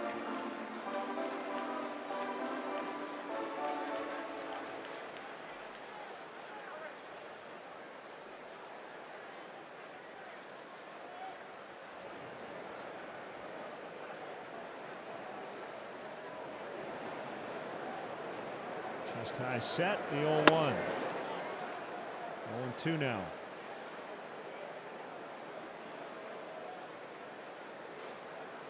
It's Corey Oswalt, the right-hander up for the Mets. We saw the lefty Rosario for the Cubs. Each team has an extra man for this game due to the suspended game being finished earlier. Moore just got hit by a pitch. That'll bring the tying run to the plate.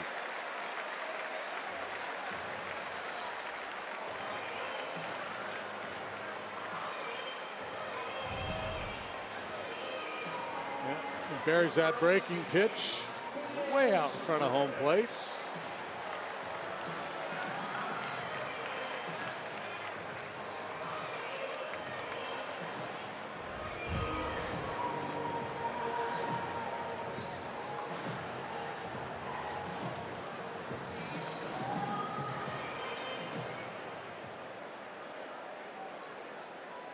Here's Zobrist with 2 on and 1 out.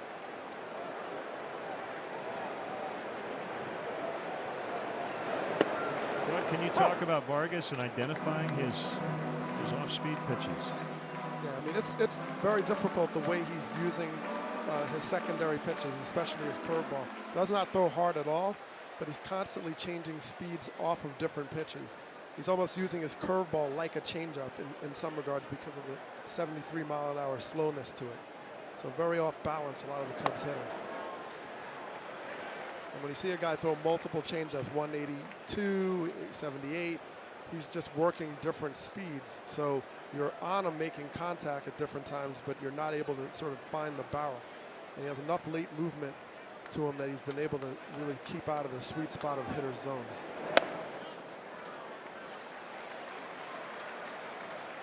And, you know, when you have a guy like that, you start to think about secondary pitches, and you get a little bit, okay, I got to stay back on, and then all of a sudden 87 looks like 97 because you're so geared up to stay back and be late and pick up the ball that cutting action 87 can be very effective. Foul to right, out of play.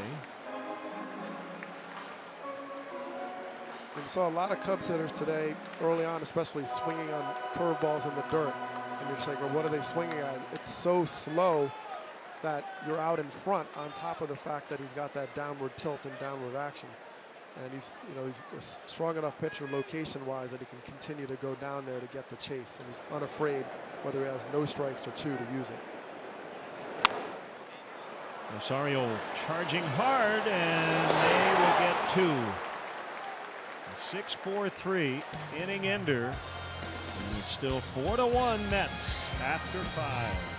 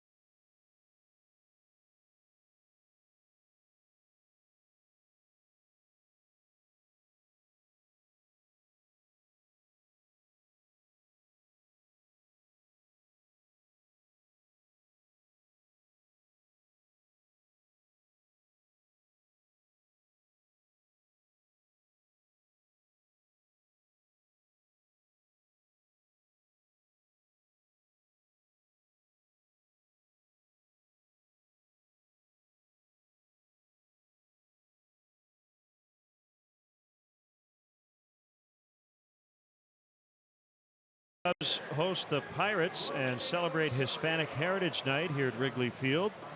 All participants who purchase tickets through the Community Nights page receive a Los Cubs t-shirt. For more info and to purchase tickets, it's cubs.com/communitynights. Left-hander Randy Rosario will work the Cubs trailing 4-1 in the 6th. Randy has picked up 4 wins, no losses, a 2.65 earned run average. He's 24 years of age.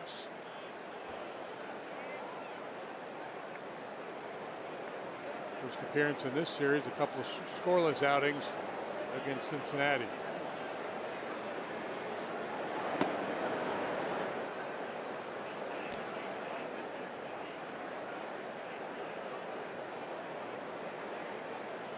One big swing of the bat, marring Alec Mills' line. He was good other than that first inning.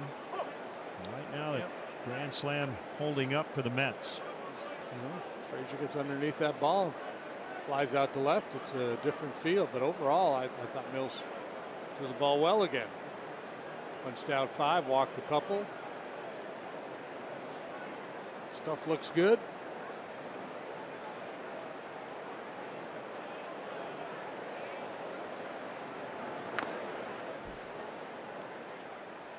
Bruce 1 for 2 with a double.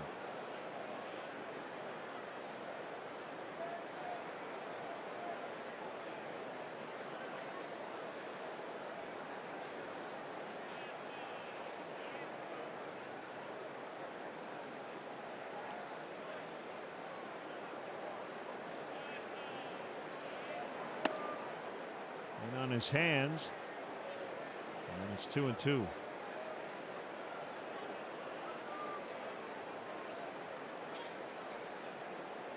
Rosario, basically a 2-pitch pitcher, has a changeup, doesn't use it much. Fastball average is 93. There's a lot of sliders. Line drive base hit. Jay Bruce to lead off the 6th.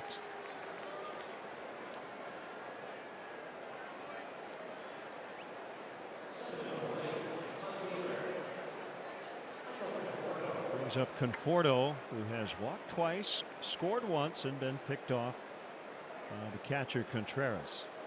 You see the Mets wearing a sleeve patch honoring the late Rusty Staub.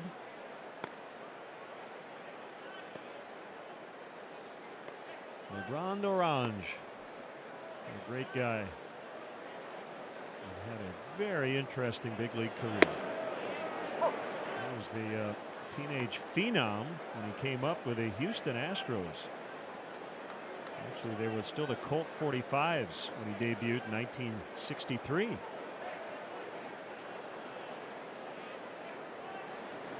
later starred in Montreal. He was an all-star, 3 different stops: Houston, Montreal, and Detroit.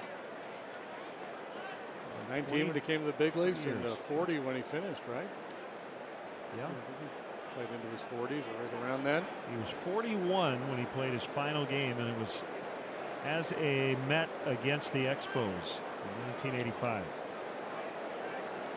Passed away March 29th. It was opening day at age 73.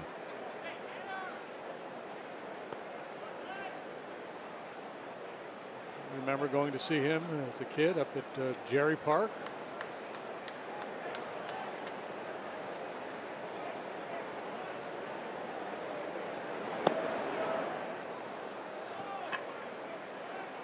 Rusty in right field, Mac Jones in left.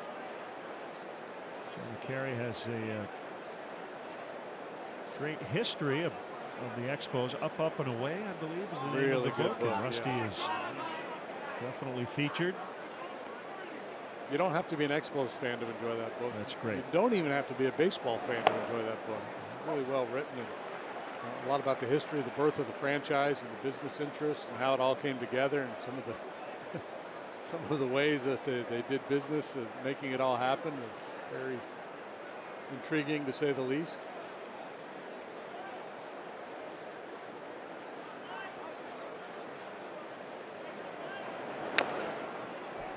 Two is hit foul.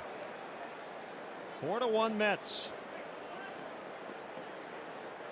I believe the Expos' first game in 1969 was played at Shea Stadium, as I think of that book.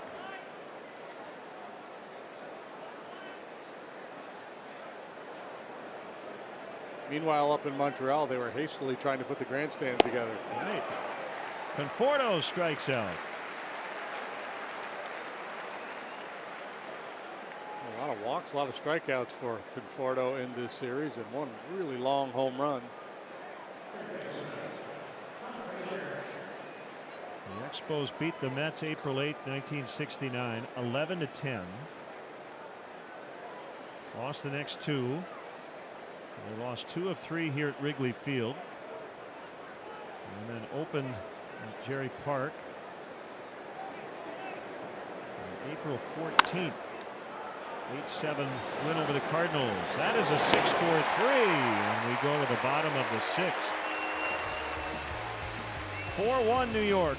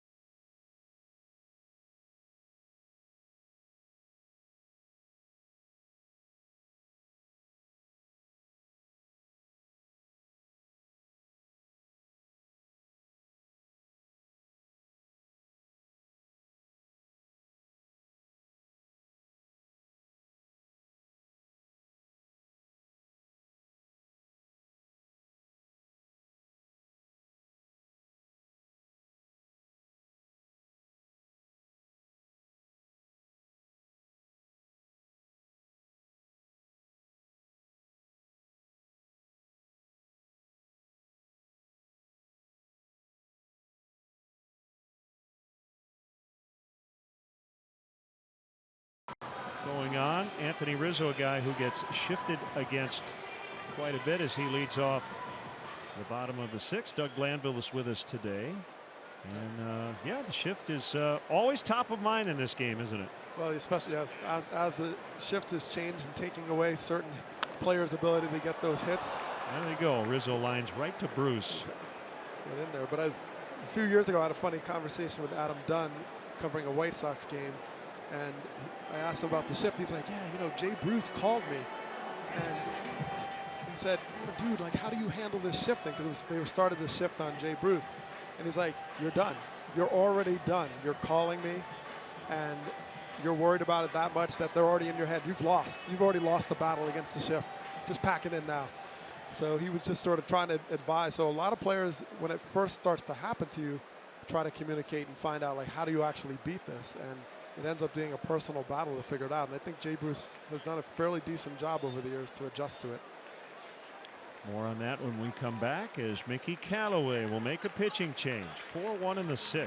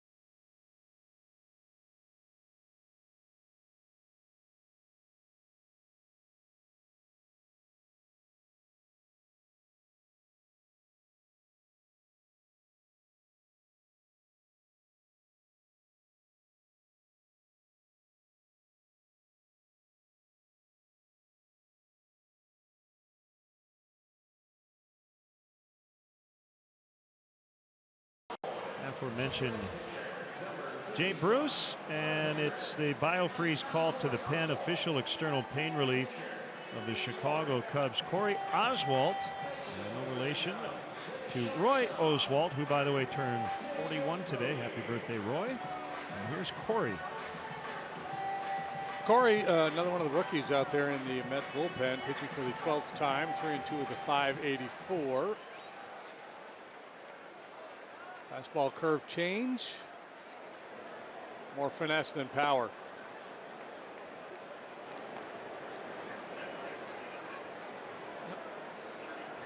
1-0 on David Bodie. 8 of those 11 appearances for Oswalt as a starter. What he has been throughout his minor league career. Doug, I think everyone in that clubhouse is impressed with how David Bodie has handled his rookie season. I think 5 call-ups. He understands the deal, and he's been a big part of this thing with Chris Bryant out, playing short today. He's made adjustments too. You know, he went through that little stretch of, I think, like 0 for 18, but takes his walks. He's hit some big home runs, and seems like he really gets it. He does, and it's not an easy thing to be on call at any given time. Not only where you're going to hit in the lineup, when you're going to play, what position you're going to play. That's a tough thing, and it's a credit to his development in the minor leagues. He spent a good amount of time in development and came out of it as a professional, really understanding how to be ready at all times, how to adjust to very difficult circumstances, face the best players even when you hadn't played in a couple of days, and he takes everything in stride. And you know, his ability to play short today, for example, you know, this is just another sort of notch for him to say, okay, in the postseason you need a utility guy. If there's any roster questions, it's going to give him a leg up because he can play everywhere. Swing and a miss, strike 3. Told Joe, as I mentioned earlier, I can catch if you need it. And I don't think Joe would be afraid if he had to put him back there. Keep in mind, in 2003, Dusty Baker called me in the office and said to me, hey, you know, asked me, you played some infield before?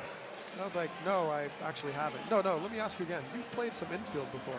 And then I realized that he was making me the emergency infielder for the 2003 playoffs. And that's how I was like the 25th man on the roster when Tony Womack went down. So you better be ready in the postseason. They could literally ask a center fielder to be a shortstop.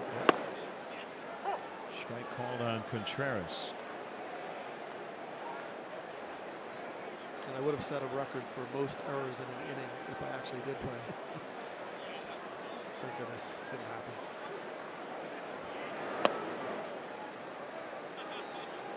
1-1. Never got in the outfield, JD? You didn't do the Joe Madden bring in a righty lefty thing? No, that would have been abysmal. That would have been good at all. You shagged, right, during BP? Oh, yeah. Shag, power shag, yeah. It's fun.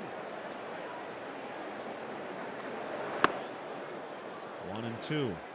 It's amazing, right? You grow up playing the game as a kid, and you play all over the field. And the idea of catching a routine fly ball, it would be an issue. But you take a pitcher, you stick him out in a major league outfield with the adrenaline and the energy and how everything feels different, and all of a sudden a fly ball is lofted out there, it would be flat out panic.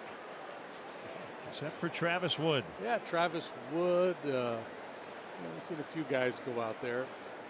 I'm talking about the average pitcher playing out of position, kind of like Anthony when he got a chance to pitch the other day. He's been pining to do it for so long, and afterwards he said, man, I don't ever want to do that again. Yes. Well, Joe was joking about maybe I should have Anthony catch just so he'll never ask me to do that again.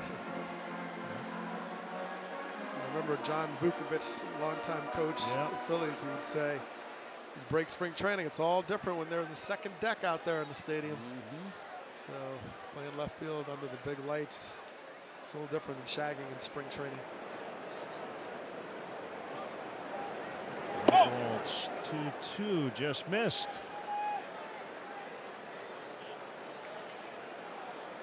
Estella on deck. Yeah, he's not lighting up the radar gun. He throws 90-91, but the ball appears to have pretty good life. It does. It's got good spin, that four-seamer. A little hop.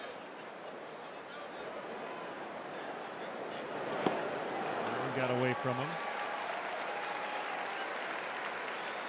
Oswald kid had committed to go to UC Santa Barbara as a position player coming out of high school, but the Mets drafted him in the 7th round as a pitcher, so he opted to sign. Stella 0 for 2, a strikeout and a ground out.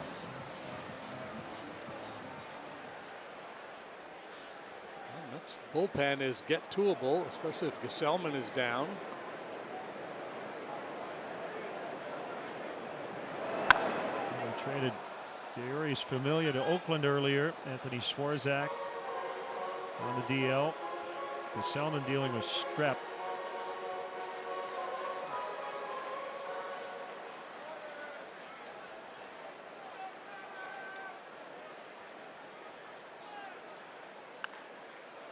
Ball fouled. 0-2 to La Stella.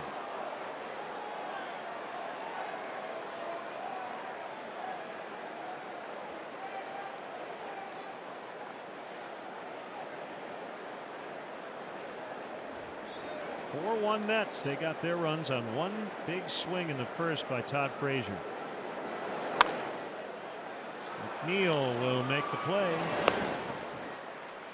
It's 4-1 Mets at the end of 6 from Wrigley Field.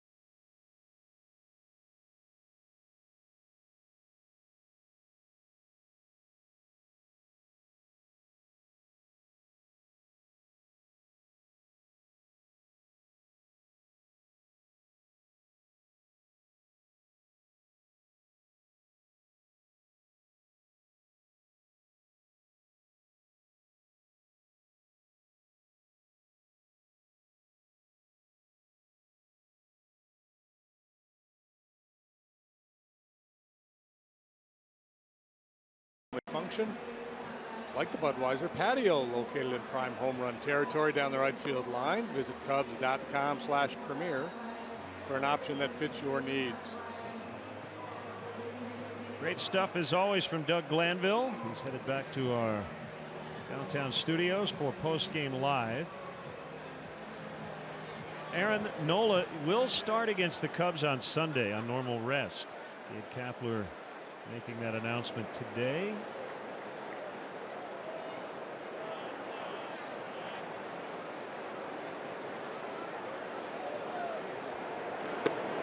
Nimmo takes a strike. Cubs running through this gauntlet of talented arms here in this stretch. Syndergaard, DeGrom, Foltynewicz, now Nola. Likely Scherzer, Strasburg when they face the Nationals.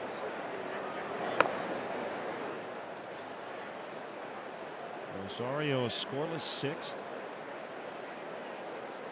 There's the birthday boy, Syndergaard. 26 today.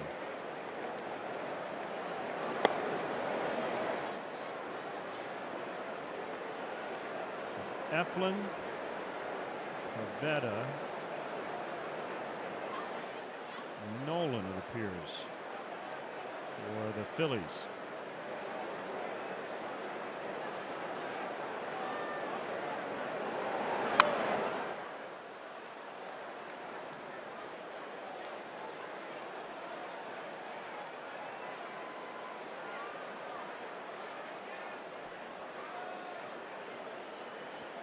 I think it would be Quintana, Hendricks, Lester for the Cubs.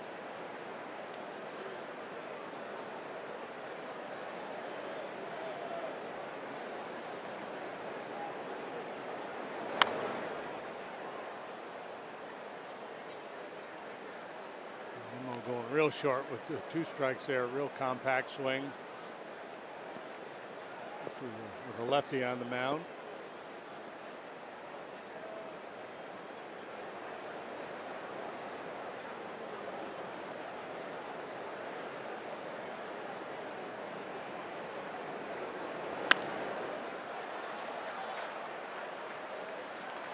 Over the birds.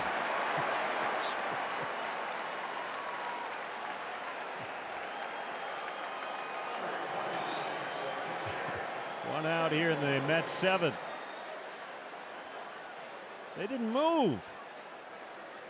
No, well, they were shifting. We're busy. Read the scouting report.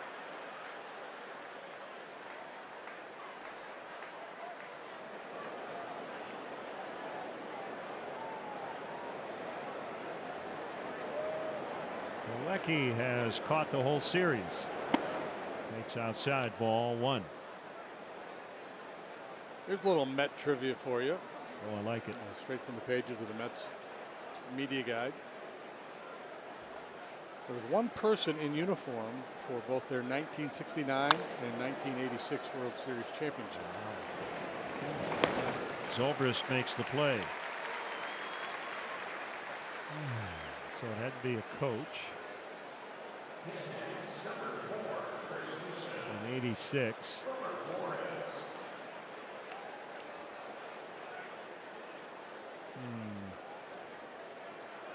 Is it an obvious name? Yeah. He's an everyday player on the 69 club.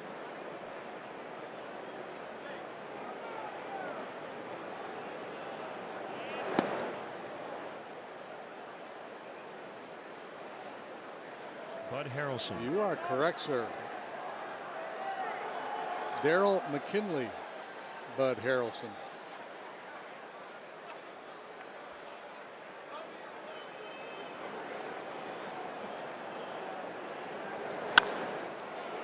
Up in the left by Flores.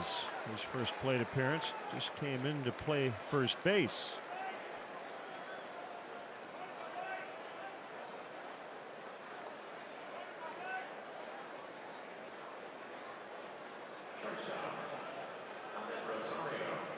Got a Rosario matchup now. Randy against Ahmed.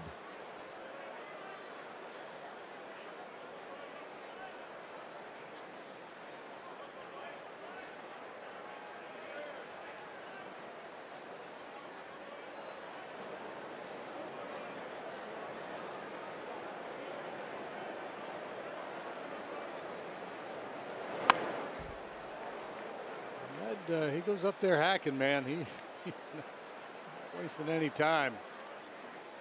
One more bit of Mets trivia for you. Tom Seaver is the Mets all-time leader in wins above replacement, 78.9 WAR. Who's number 2 on the list? David Wright. You are correct. I didn't think you were going to get that one. Flores advances, and probably an unnecessary throw, but no harm, no foul. David Wright has been promoted to AAA Las Vegas to continue his rehab assignment, but it doesn't sound like that means a whole lot, that he's not necessarily close to returning to the major leagues. 3 of the top 4 in WAR in Mets history are pitchers. David Wright, the lone position player. Dwight Gooden is number 3. Jerry Koosman 4. Darryl Strawberry 5. Yeah, Seaver was so good, one of the best of all time, and I think Jerry Koosman, he gets lost a little bit, but he had a great career. 2 current Mets among the leaders: Jose Reyes 9th, Jacob deGrom 13th.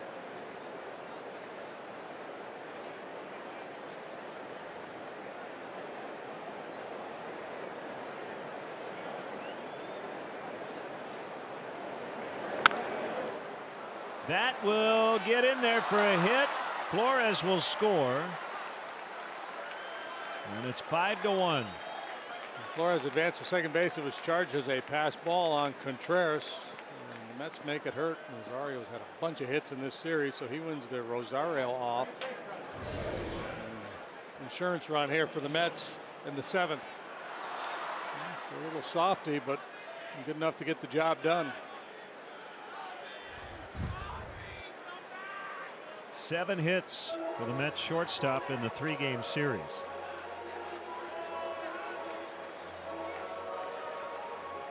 And Kinsler with the mood lighting in the Cubs bullpen.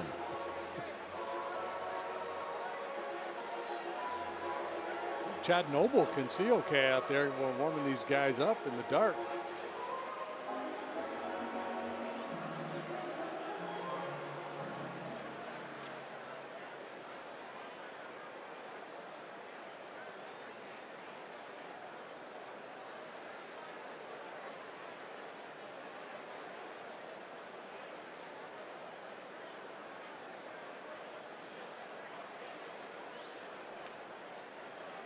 So 2-out rally here in the 7th inning. And the Mets adding an insurance run.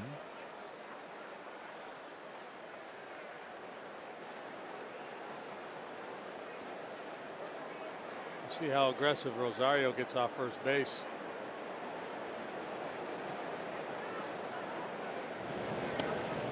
Well, we had Baez trying to tag Baez earlier this week on Cubs Twitter. So maybe today it'll be Rosario throwing out Rosario.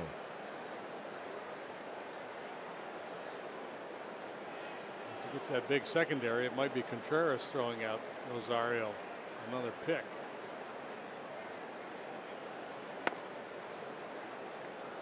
Ball 1.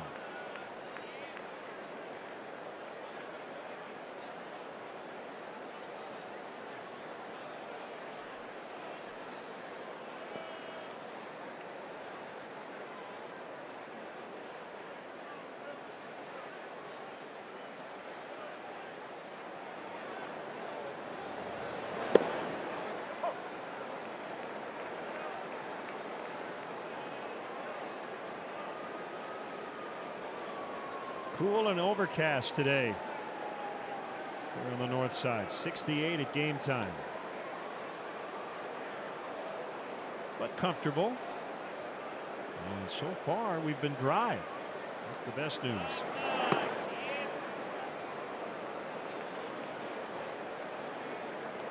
Challenging road trip lies ahead for the Cubs. That game in Atlanta tomorrow, and then off to Philadelphia. It seems like it's always rains at the ballpark in Atlanta. Cubs right now are scheduled to get into Philly 3:30 in the morning. And that's without any sort of interruption. Right. So we get a little delay there. That could be real ugly. The early look is mid-80s and dry tomorrow night.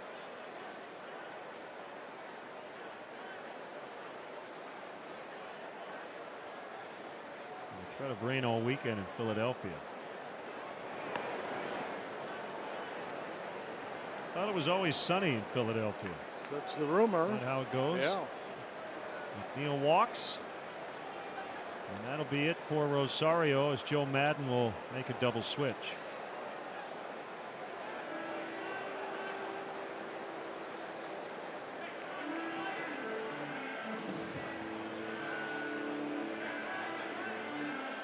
So we'll sort things out after the break. It's the Mets 5 and the Cubs 1 in the 7th.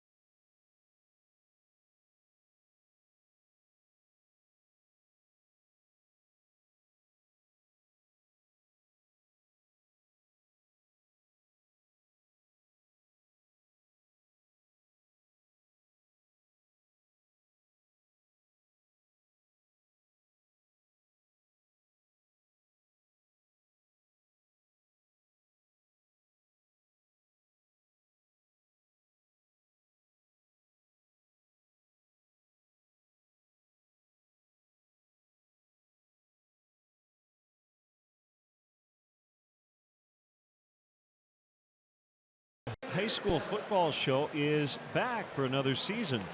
Catch the return of High School Lights, presented by Wintrust, Friday at 11 on NBC Sports Chicago or live stream on the NBC Sports app.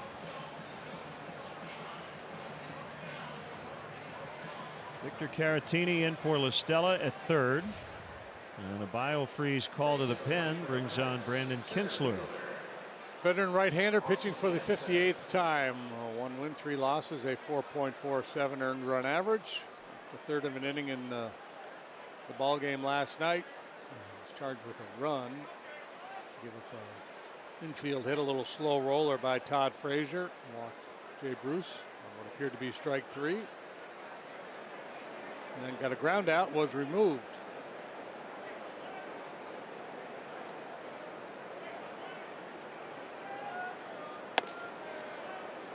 For ball 1 to Jackson.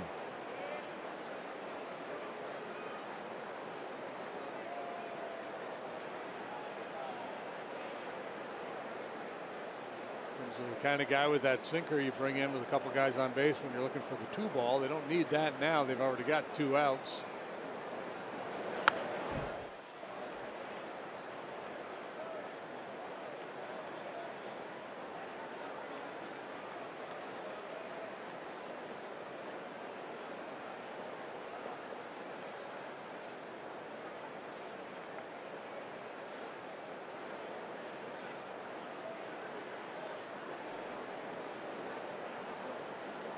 Run in, 2 men on. For the Mets here in the 7th. And a 1-1 pitch. A little below the knees for ball 2. That's where Kinsler likes to live.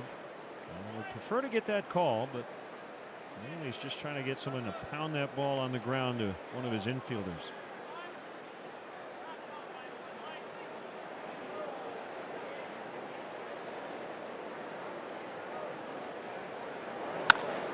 He gets the ground ball, but it eludes an infielder, and the Mets will get another run. It will be charged to Rosario, and it's 6-1.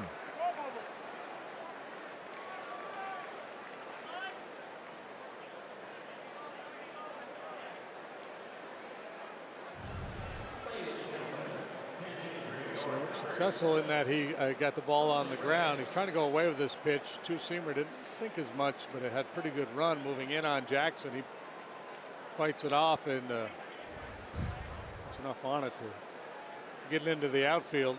Past Bodie at short.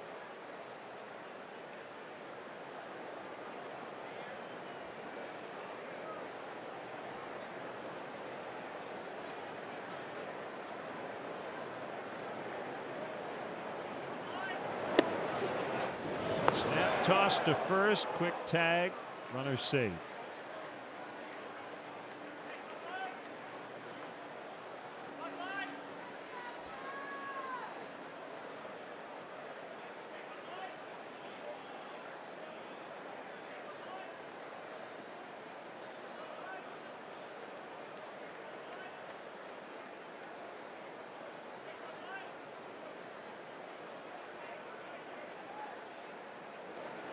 Pitch to the pinch hitter Reyes, misses, 2-0.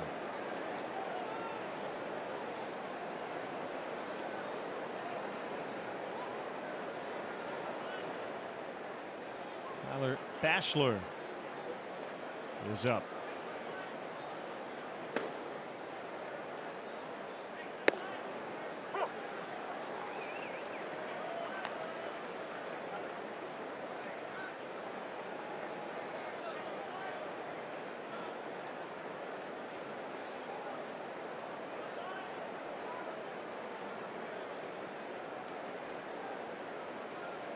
Two and one.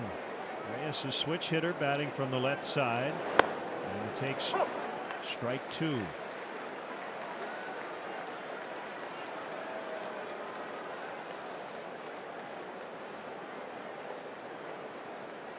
So a little bit of a lead for the right-hander coming in. Would that be called a bachelor pad? I think it would be, yes.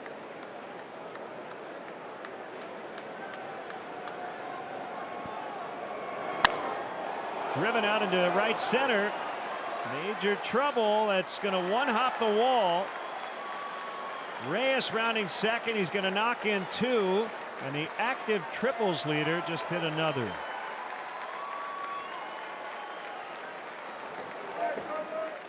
This is a ballpark that doesn't yield many triples, certainly not in the alleys, usually down in the right field corner. Again, this ball up, the ground ball base hit. You live with that against Kinsler because he's a ground ball guy, but when the ball's juiced in the air against him, you know he's not on his game in his prime. Reyes probably standing at third base on that ball, but his prime is in the rearview mirror.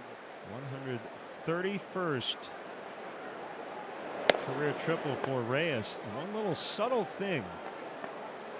If that ball bounced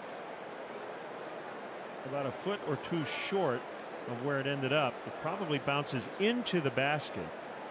And he ends up with an RBI double. He ends up with a 2-run triple because the ball bounced up and hit the bottom of the basket and stayed in.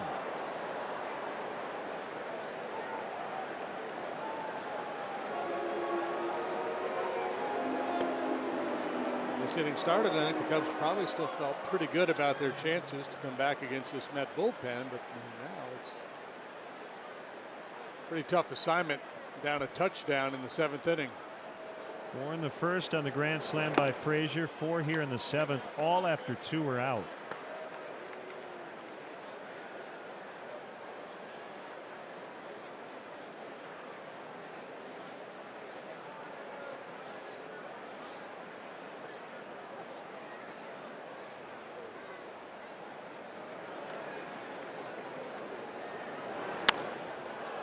Deep to right.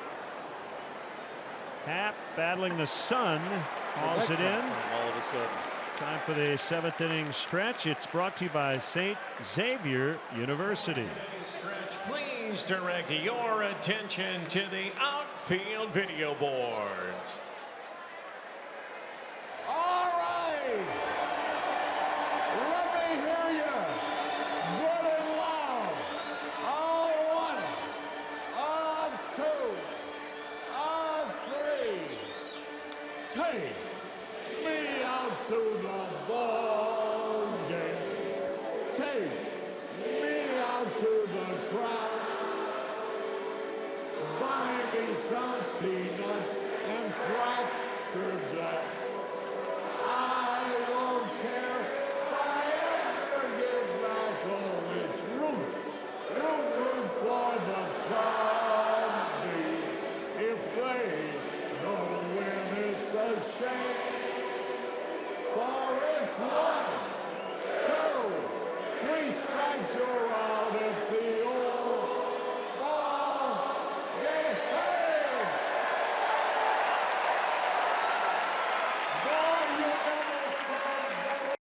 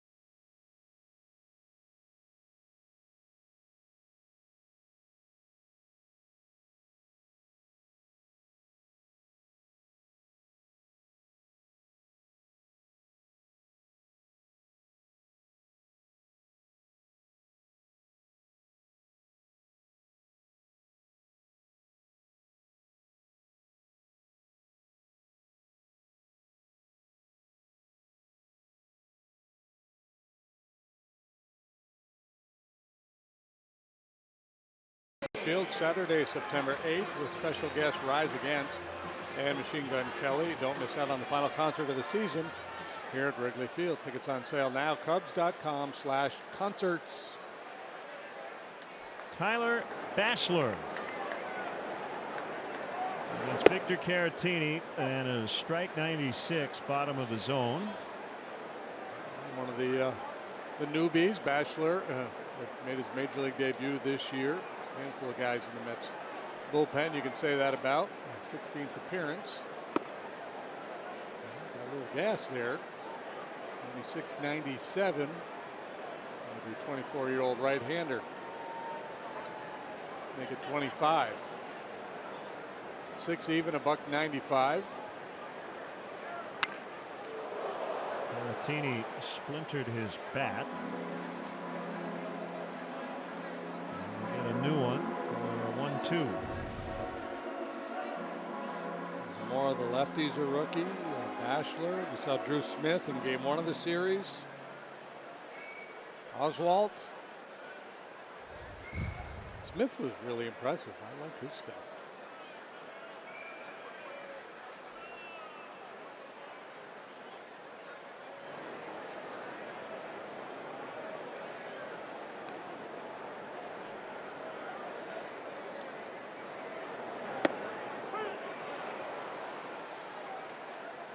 That's the first out.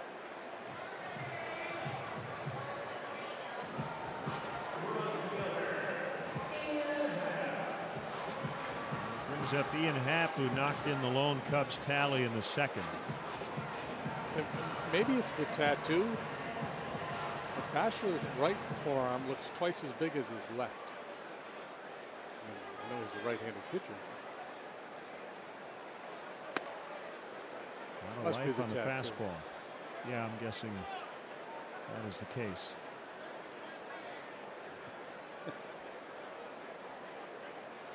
What's he got going on there?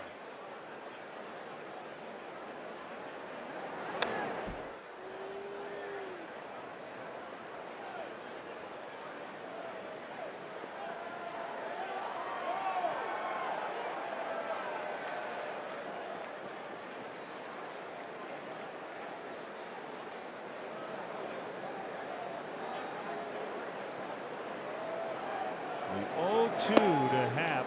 This is. It's bright. The sun is out.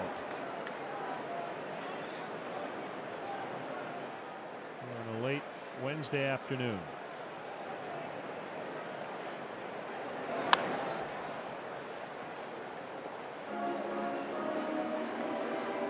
You ever hear of South Georgia State College? Not until now. Tyler Bachelor played his college ball. He's an outfielder. Initially.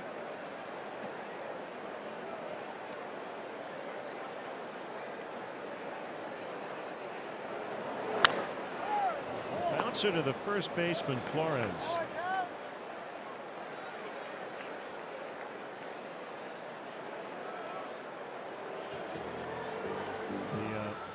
Nickname is the Hawks. South Georgia State Hawks. After his freshman year, he went up and played in the Futures Collegiate Baseball League in Connecticut. Not familiar with that league either. And then went back to school as a pitcher. Mets took him in the 11th round, 2013. He works to Schwarber. First pitch strike.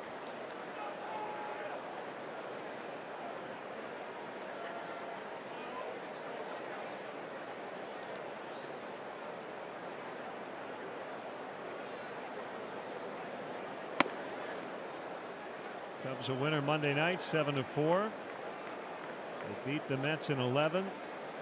2-1 earlier today in a game suspended from last night due to rain. And they trail 8-1 here. It'll be a very good homestand no matter what. Cubs were hoping to sweep the whole thing.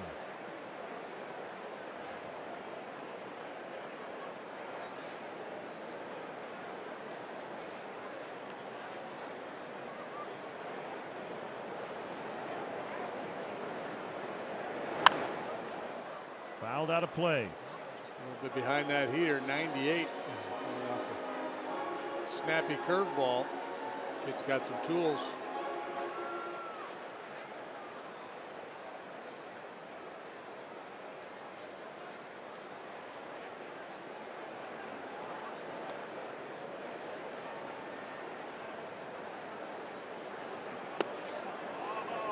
Change up.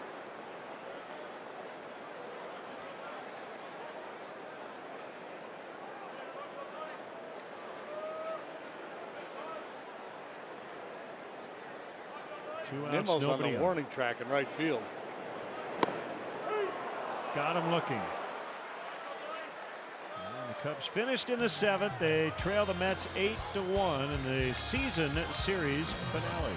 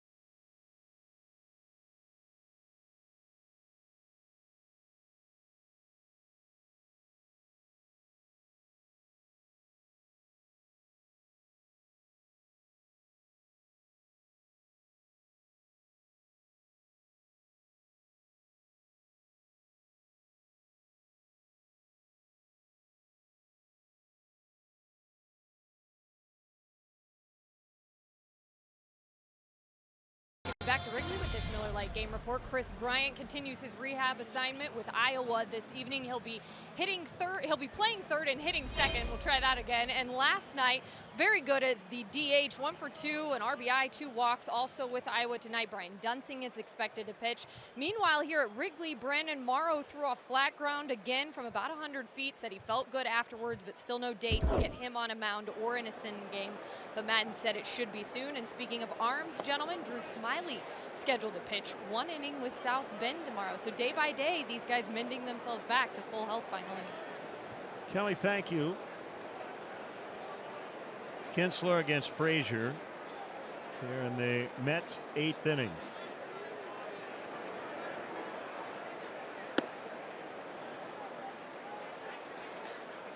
Go ahead grand slam in the first for Frazier.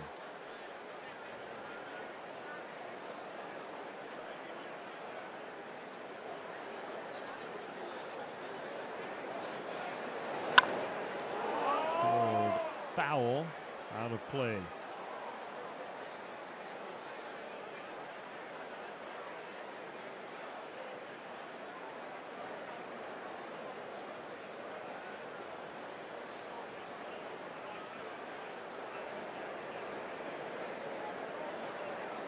Bottom of the 7th in Houston. A's and Astros now tied at 4.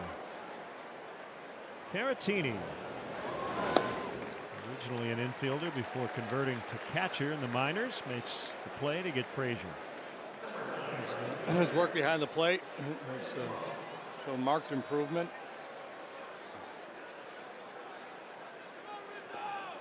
Throughout a couple of would-be base stealers in the suspended game.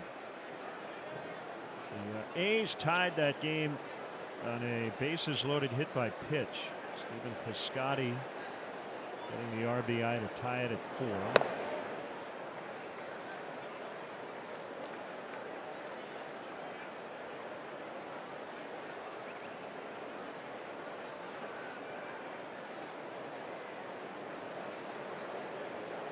Somebody asked us earlier this year when we saw the Mets a comp for Nimmo.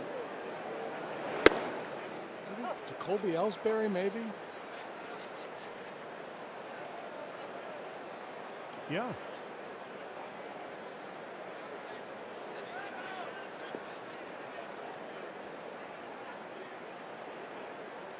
I don't know why I think that. I haven't seen Ellsbury play all that often.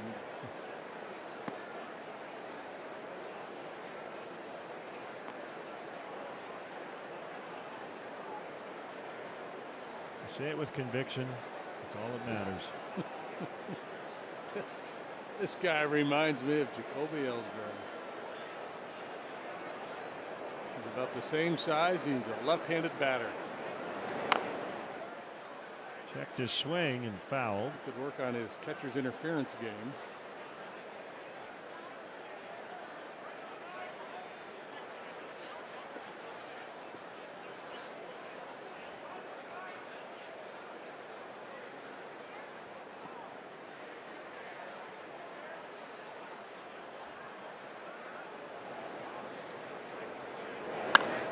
Ground ball back through the middle. And a base hit.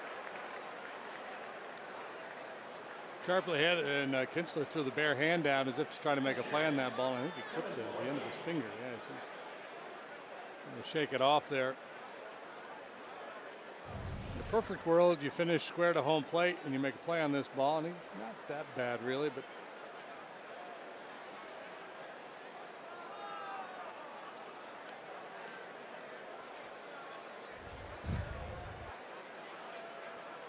Plawecki 0 for 3.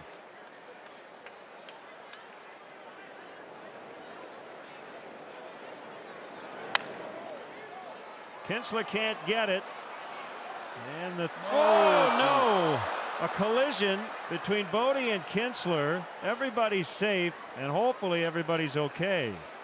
yeah, that looked ugly when Brandon went down. It was good to see him bounce back up as quickly as he did. At least he's able to smile about it. That's an infield hit for Plawecki. He was trying Very to duck awkward. out of the way, and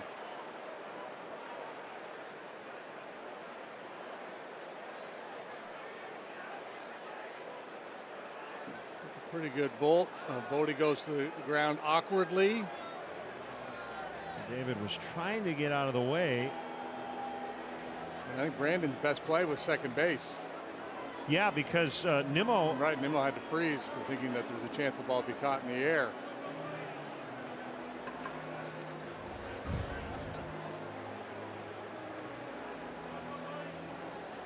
Brandon says he's all right.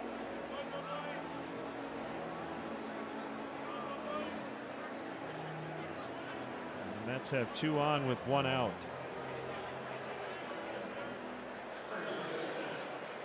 That will be among the lowest exit velocity base hits of the year.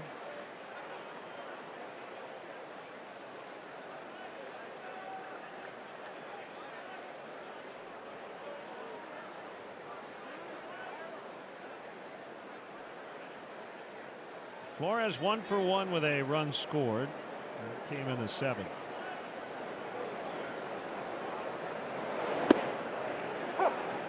Breaking ball strike. The ball came off Plawecki's bat at 34 miles per hour.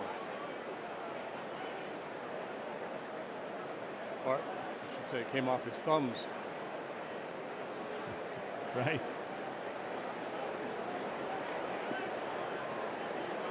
Mets out hitting the Cubs today 12-4. Base hit left field. Nimmo held at third by Glenn Sherlock. Flores has hit a couple of rockets since entering the game. 2 solid singles to left for Wilmer. So it's been obviously a mixed bag here for Kinsler of late. He's had some rough outings. He's had some unfortunate, some tough luck along the way. But the soft hits, the ground balls they get through, I don't think those are much of a concern for Joe Madden. That's just the nature of baseball. But it's the elevated balls, the line drives. It's stuff that Brandon needs to do away with. Foul strike on Rosario.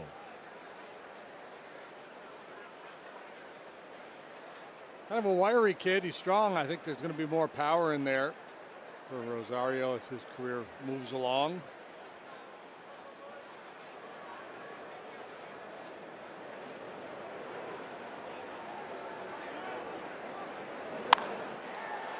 Caught. Bodie. No throw. Base is still loaded. A hard hit ball for an out. 2 down.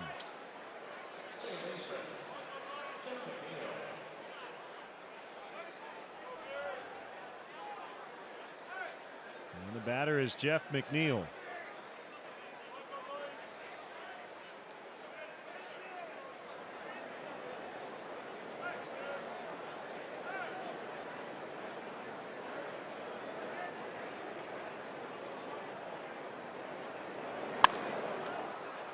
High fly to left field as Kyle Schwarber will make the grab. So 3 hits, but the Mets leave all 3 runners on base. 8-1 in the 8th.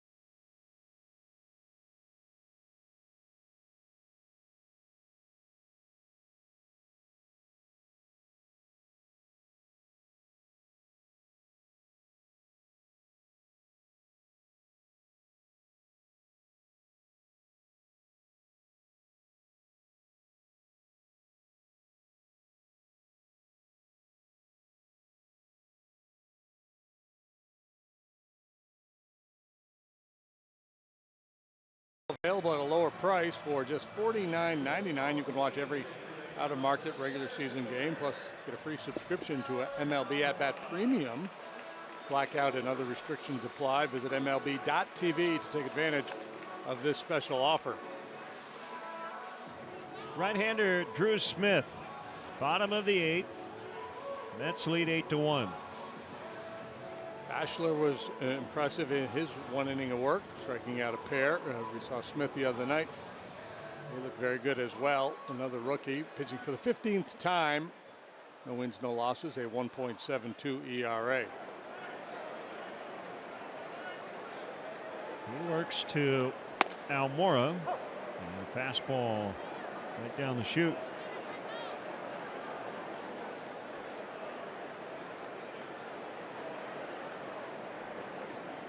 Working out of the stretch. Almora elevates. Jackson comes in a couple of steps. Glasses on, makes the grab. As we promised earlier, it's time for the Miller Lite Hold True moment. It happened in the suspended game. Cubs resuming and winning in the 11th on the Ben Zobrist single. For their 7th consecutive win, a season best winning streak. It's in jeopardy here, trailing 8-1 in the 8th.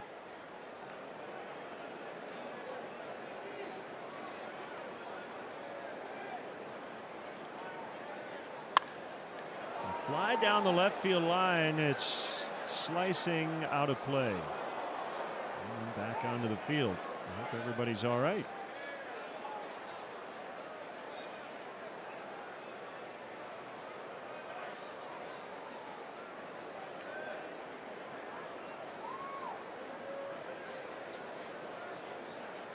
Cardinals host the Pirates tonight. Miles Michaelis will pitch for St. Louis.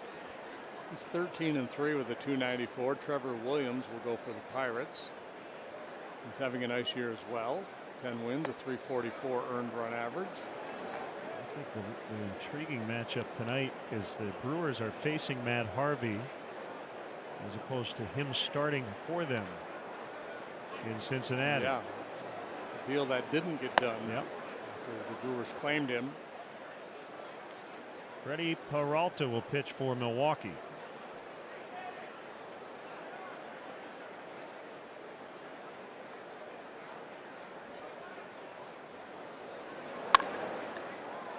Rosario behind the bag at second.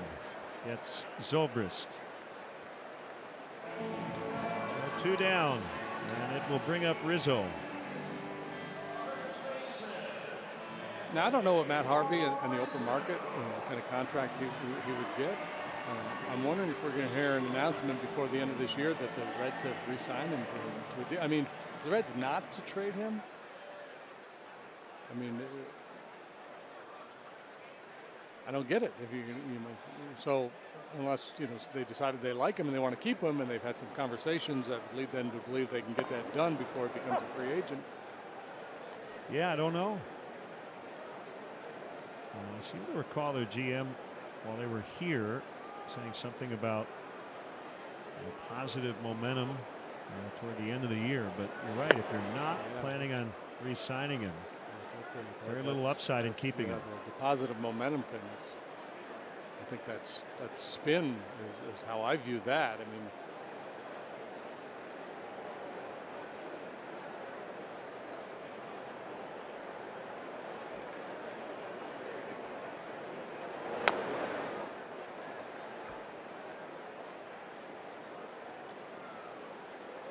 grab the quotes from MLB.com. Matthew Martell's story from 5 days ago. Let's see.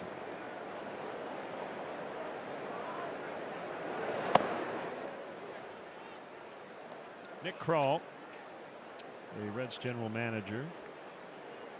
Quote, "We felt it made more sense to keep Harvey, gain positive momentum for our club through the end of this season and into next season. He's been a quality influence on a lot of guys on our club."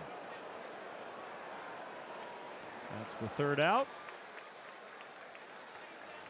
And we will go to the ninth. All Mets in this one, 8-1.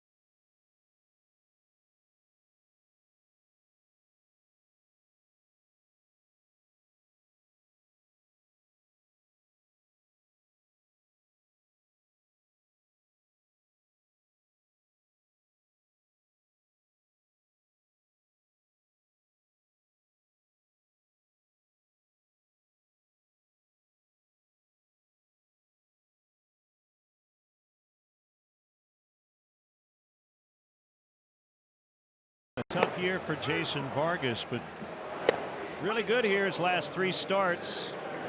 Today 5 1/3, 4 hits, 1 run. Binny's Beverage Depot is the official champagne provider of the Chicago Cubs. And now New York City native James Norwood, the Cubs' 26th man for this one. We'll work here in the ninth and see 4 major league appearances. His big league debut came in extra innings in San Francisco. He took the loss, but the Cubs were pretty impressed with his moxie. Yeah, he was very composed out there. He shows a good lively fastball, upper 90s. Good splitter. He's featuring a slider here. There's 4 appearances coming just before and one after the All-Star break.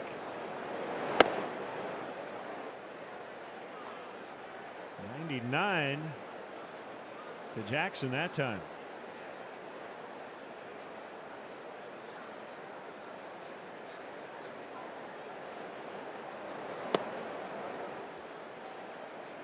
$100 on a four-seamer.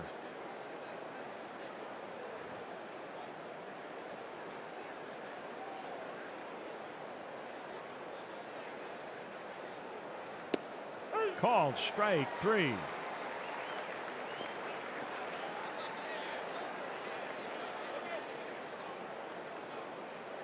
Well, Tomas Nido, the pinch hit. Jacob Rame is the Mets' 26th man, and looks like he'll get the bottom of the ninth.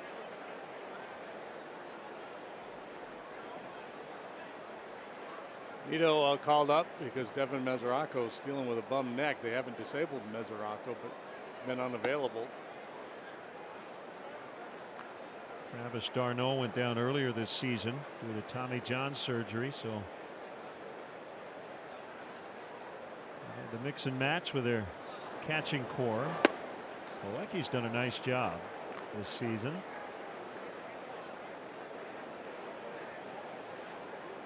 Saw the Braves extended Tyler Flowers. I saw that through next year, and he hit a home run last night.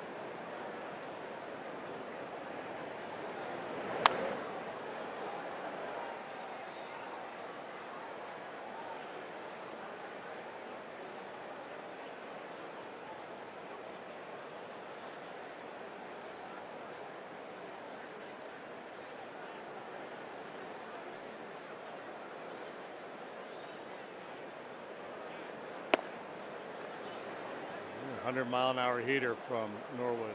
Tomas Nido, no relation to former big league catcher Tom Nieto, other than the catching fraternity and names that sound alike and a Met uniform. Nieto was once a coach for the Metropolitans. Again. That was wild. Well, the Mets with a couple of weird infield hits here these last two innings. Well, that one, we'll see how they score it. That'll be an error on Norwood, yeah. right? Yep. Yeah, it's probably got a little top spin and right at the end of the glove. They're going to give the error to Zobrist.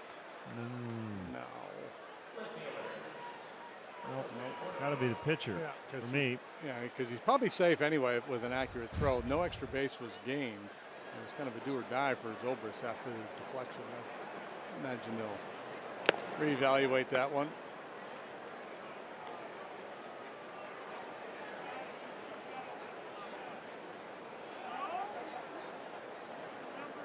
It's being reported Lucas Duda has been traded from Kansas City to Atlanta.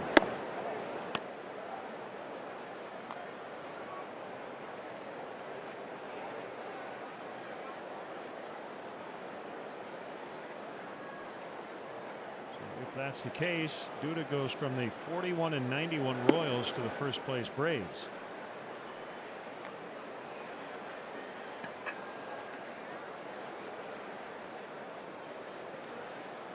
He's been on the move a lot lately, the longtime Met.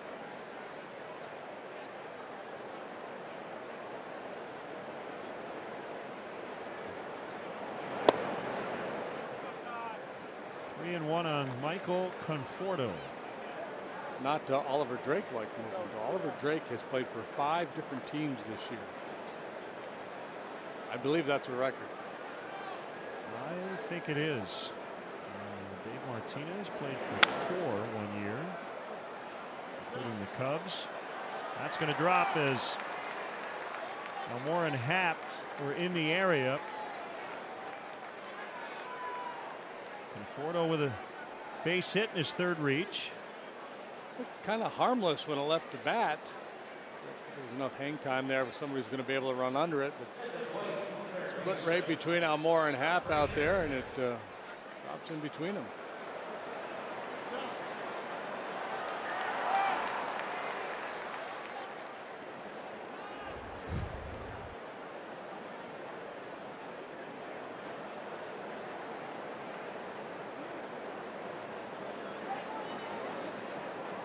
Norwood to Frazier and a foul. 14 Met hits.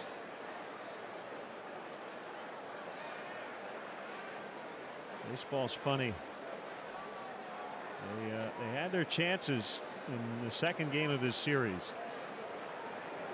Could not add on after they had a 1-0 lead. Some bad luck involved as 2 rockets for outs against Jorge De La Rosa. The Cubs were able to come back and tie that game and eventually win it. Everything dropping for them here in game 3. And they have now changed the error that has been given to Norwood, if I heard correctly. Yeah, that's right. So, Frisky changed the original call.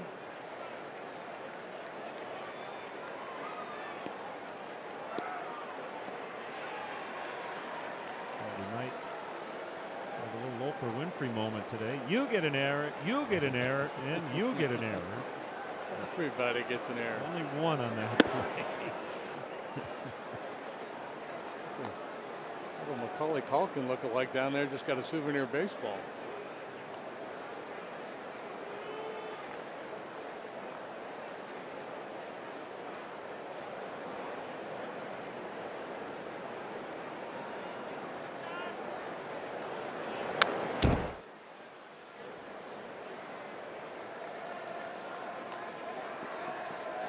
Set on the North Shore, that movie. Mm-hmm. Kevin McAllister. Yeah.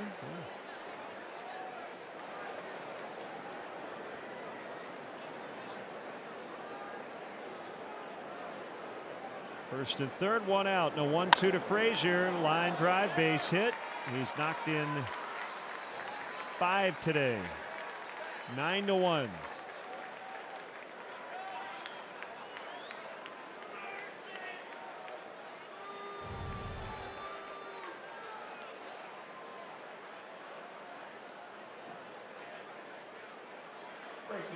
In the hands. Yeah, how about that? That's impressive.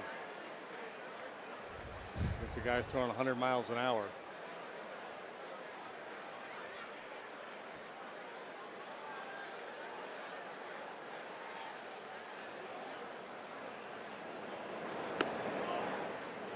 A good split finger pitch.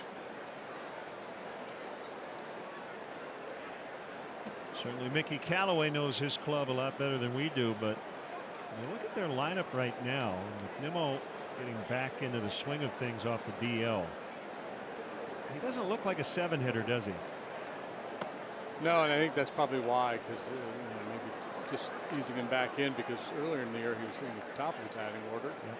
That's probably where he'll spend a lot of his time. Rosario has speed that you like at the top of the order, but he doesn't work walks, doesn't have a high on base percentage. But you could see some combination of Nimmo Rosario next year at the top of the order. If McNeil is going to be an everyday guy, he looks like another option up there and hitting second today. McNeil with a .390 on base average early here in his big league career. Nimmo base hit. Conforto will score. 10-1. Uncle.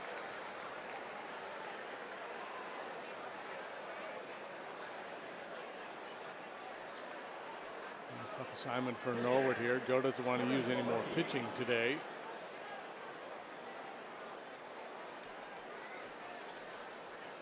Sometimes as a pitcher you just have to wear it.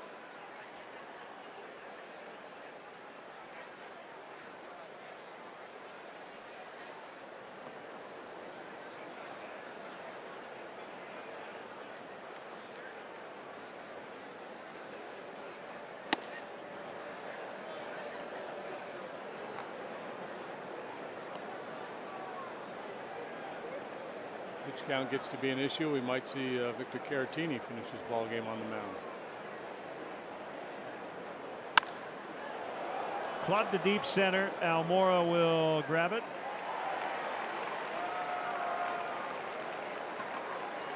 Now looking at Nimmo, he has hit all around the batting order, quite a bit in the leadoff spot this season.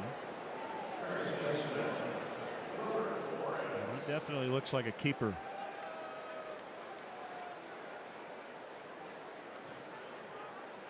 Talked earlier this series about the Mets. They're intriguing moving ahead to next year because of their starting pitching and a few of these young position players. Hopefully to have a new GM.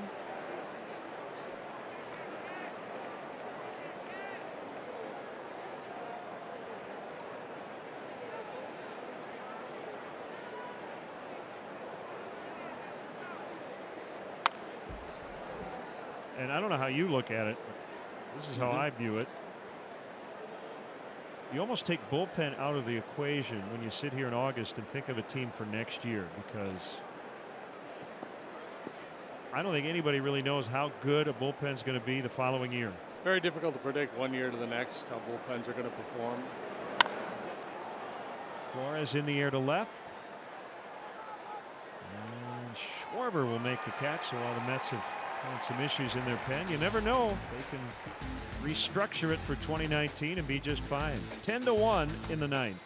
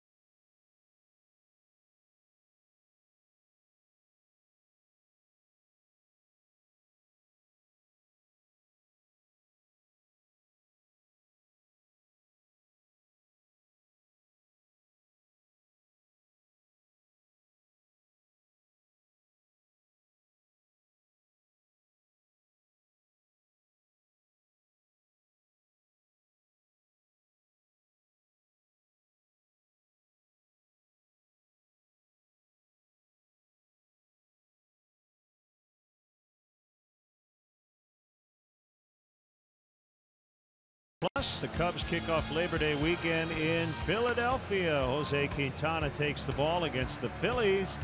Coverage starts at 5:30. You can stream the game live on the NBC Sports app.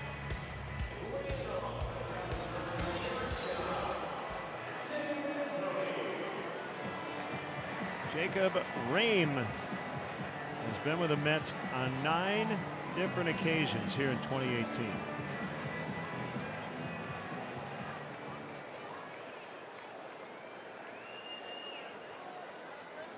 It's a lot of shuttles.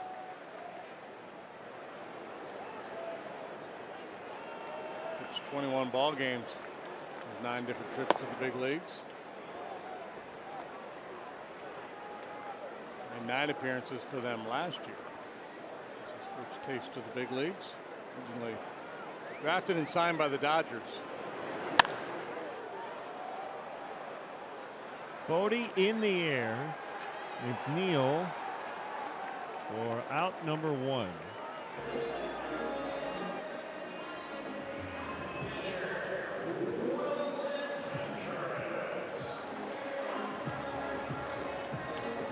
Brings up the catcher Contreras.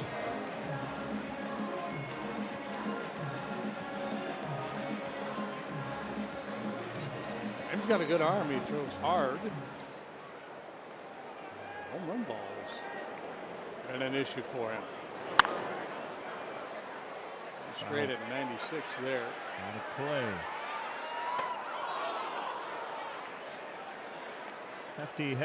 Hefty home run time. Cubs leaderboard. 3 guys with at least 20.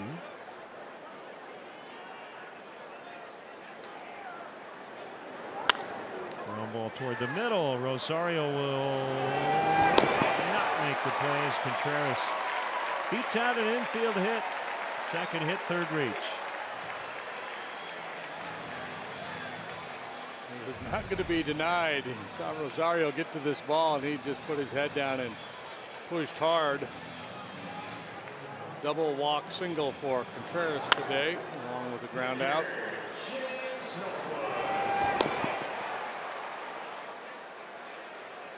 Norwood will take the at bat. Some would say he's hitting for himself. I don't like that phrase. He is 0 for 1 in his major league career.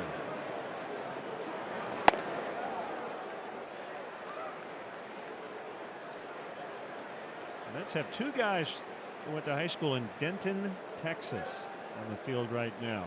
Austin Jackson went to Billy Ryan High School. Raim attended John H. Geyer High School in Denton. And went on to a Grayson Community College where John Lackey also pitched.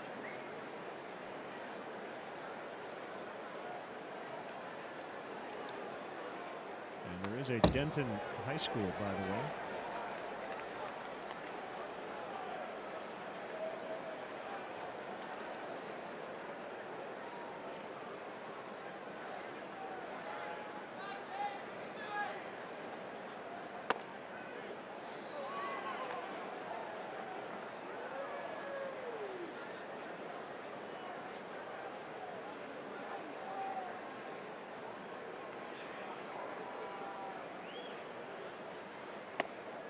Called strike 3.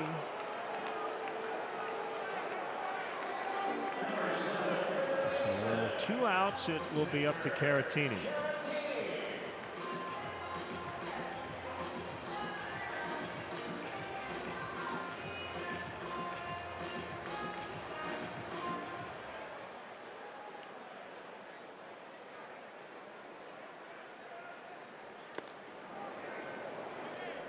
One.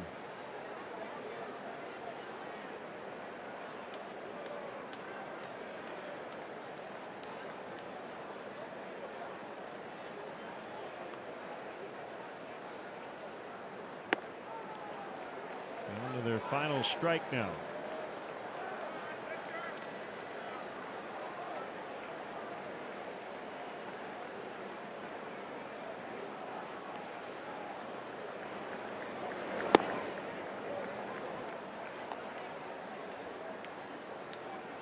Got your bags packed, ready to go. 11 games, 11 days, 4 cities, starting tomorrow. There's a drive out into deep left center. Home run number 2 in Victor Caratini's big league career. His first of 2018. And something to smile about. With the Cubs down big, 10-3 here in the 9th. Yeah, that's a nice moment for Victor. First home run of the year. He goes the other way. We talked about Raim having home run issues. Good stuff. That fastball is pretty true. This time it's elevated, and Victor just rides it on out of here.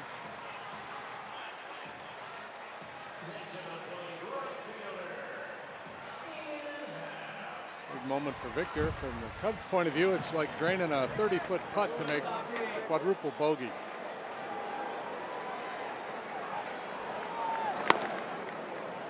Ball 1 on Ian Happ.